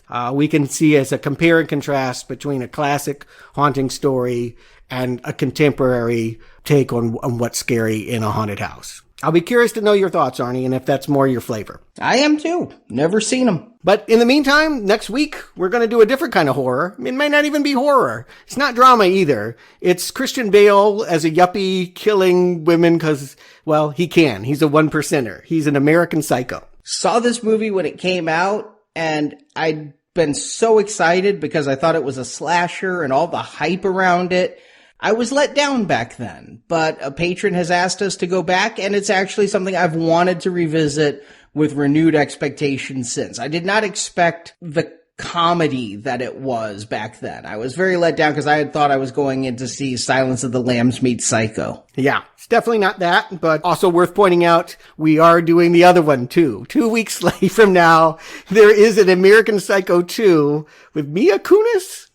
It's got Mila Kunis and William Shatner. Oh, no. This has got to be on the level of Donnie Darko, too. Like, I never want to do this one. Yes. When somebody pledged for American Psycho, my immediate response is, we don't normally do twofers for a pledge, but this one's got to be seen. I've seen that one, too, and I'm like, what?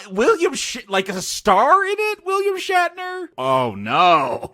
You want to do Cats, Jacob. I want the butthole cut of American Psycho 2. Yeah. Oh. I haven't seen that one. And so it shall be for the next couple weeks. But also don't worry because we will be covering Venom. In 2 weeks, we're going to be doing 2 reviews on the totally free main feed. On Tuesday, reviewing Venom, Let There Be Carnage. And then on Friday, when we normally do a donor show, we're doing one for everybody with American Psycho 2. And looking at the upcoming schedule, we did announce on our Facebook group this week, we will be reviewing Loki as well. Our schedule's gonna undergo some changes. Top Gun moved again. Venom moved up. Top Gun moved back. Not sure what else is going to move, but we heard the cries. Loki will be coming.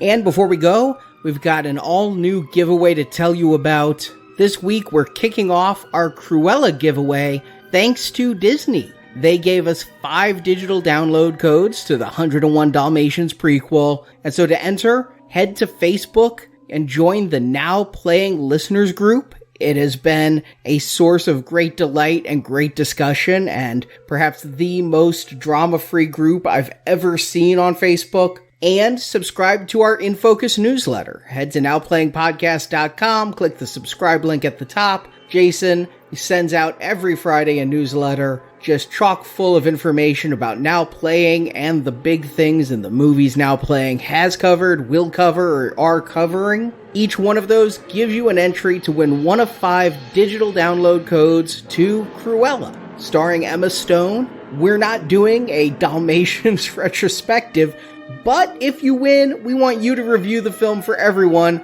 on the Facebook group, might even put it in the In Focus newsletter, and this is one of a ton of giveaways we're doing right now. Keep checking the Facebook group and In Focus for new announcements. We're going to be giving away a lot of different codes for movies that do relate to what Now Playing's doing, so join the group and follow the newsletter for that information. Like last week, through the newsletter, we gave away a copy of Don't Breathe, which is our movie going out to silver level donors this Friday. The 2016 movie, finally we're covering it this week. So thank you for listening to Now Playing. Thank you to our donors for your support. And until next time, purgatory is over. You go to hell.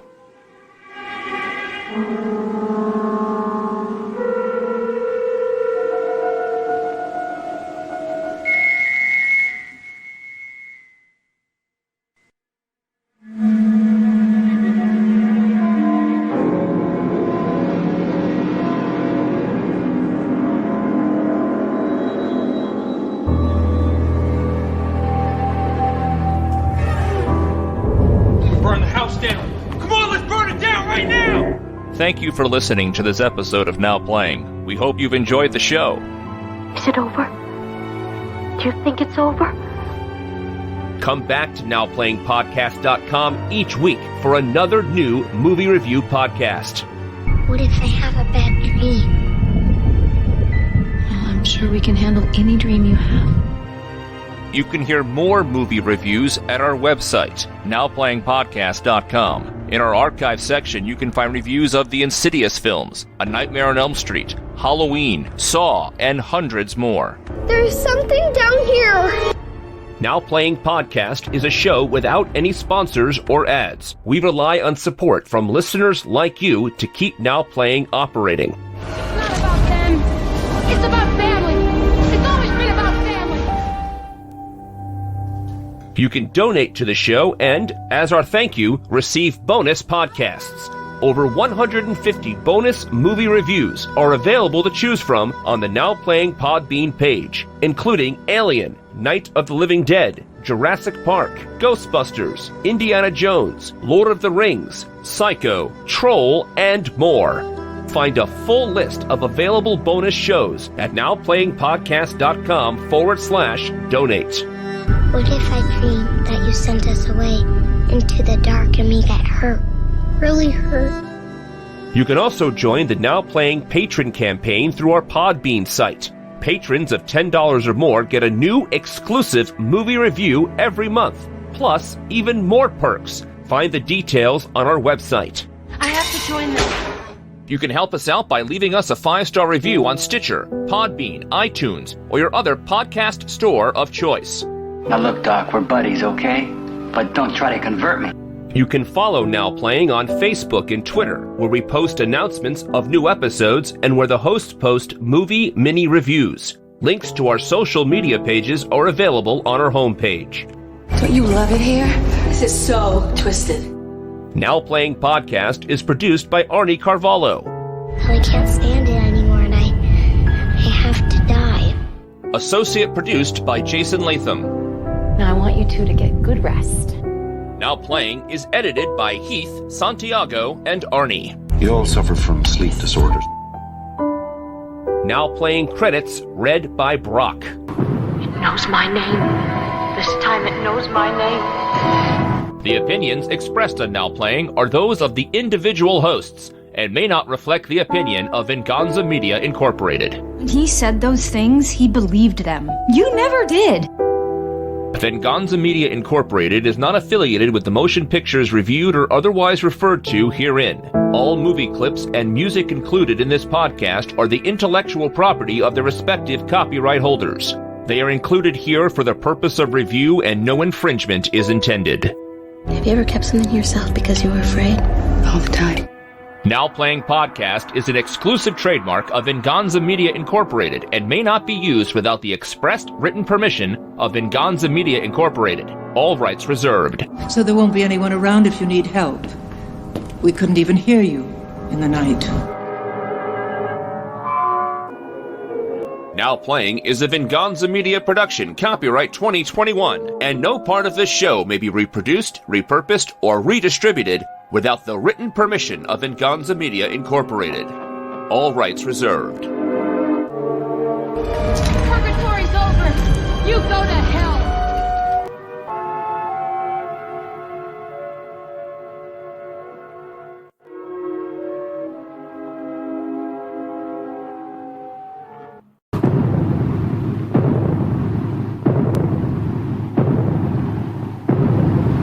He was a house remodeler joining in on that 90s trend of buying houses cheap, fixing them up, and selling them for a profit. Remember all those seminars? They almost got me doing that. Yeah, flipping houses. My dad tried to do that and lost a bunch of money. Home and Garden channel is filled with these house flipping shows. It's still with us.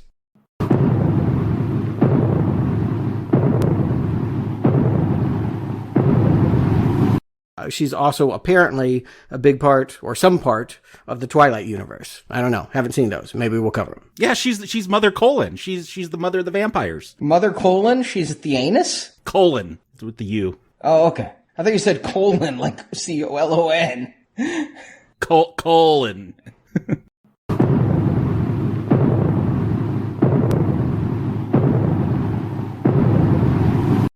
Maybe it was the house, but she doesn't... Ooh, what was that? Something banged outside. Oh, the doors are banging. Yeah.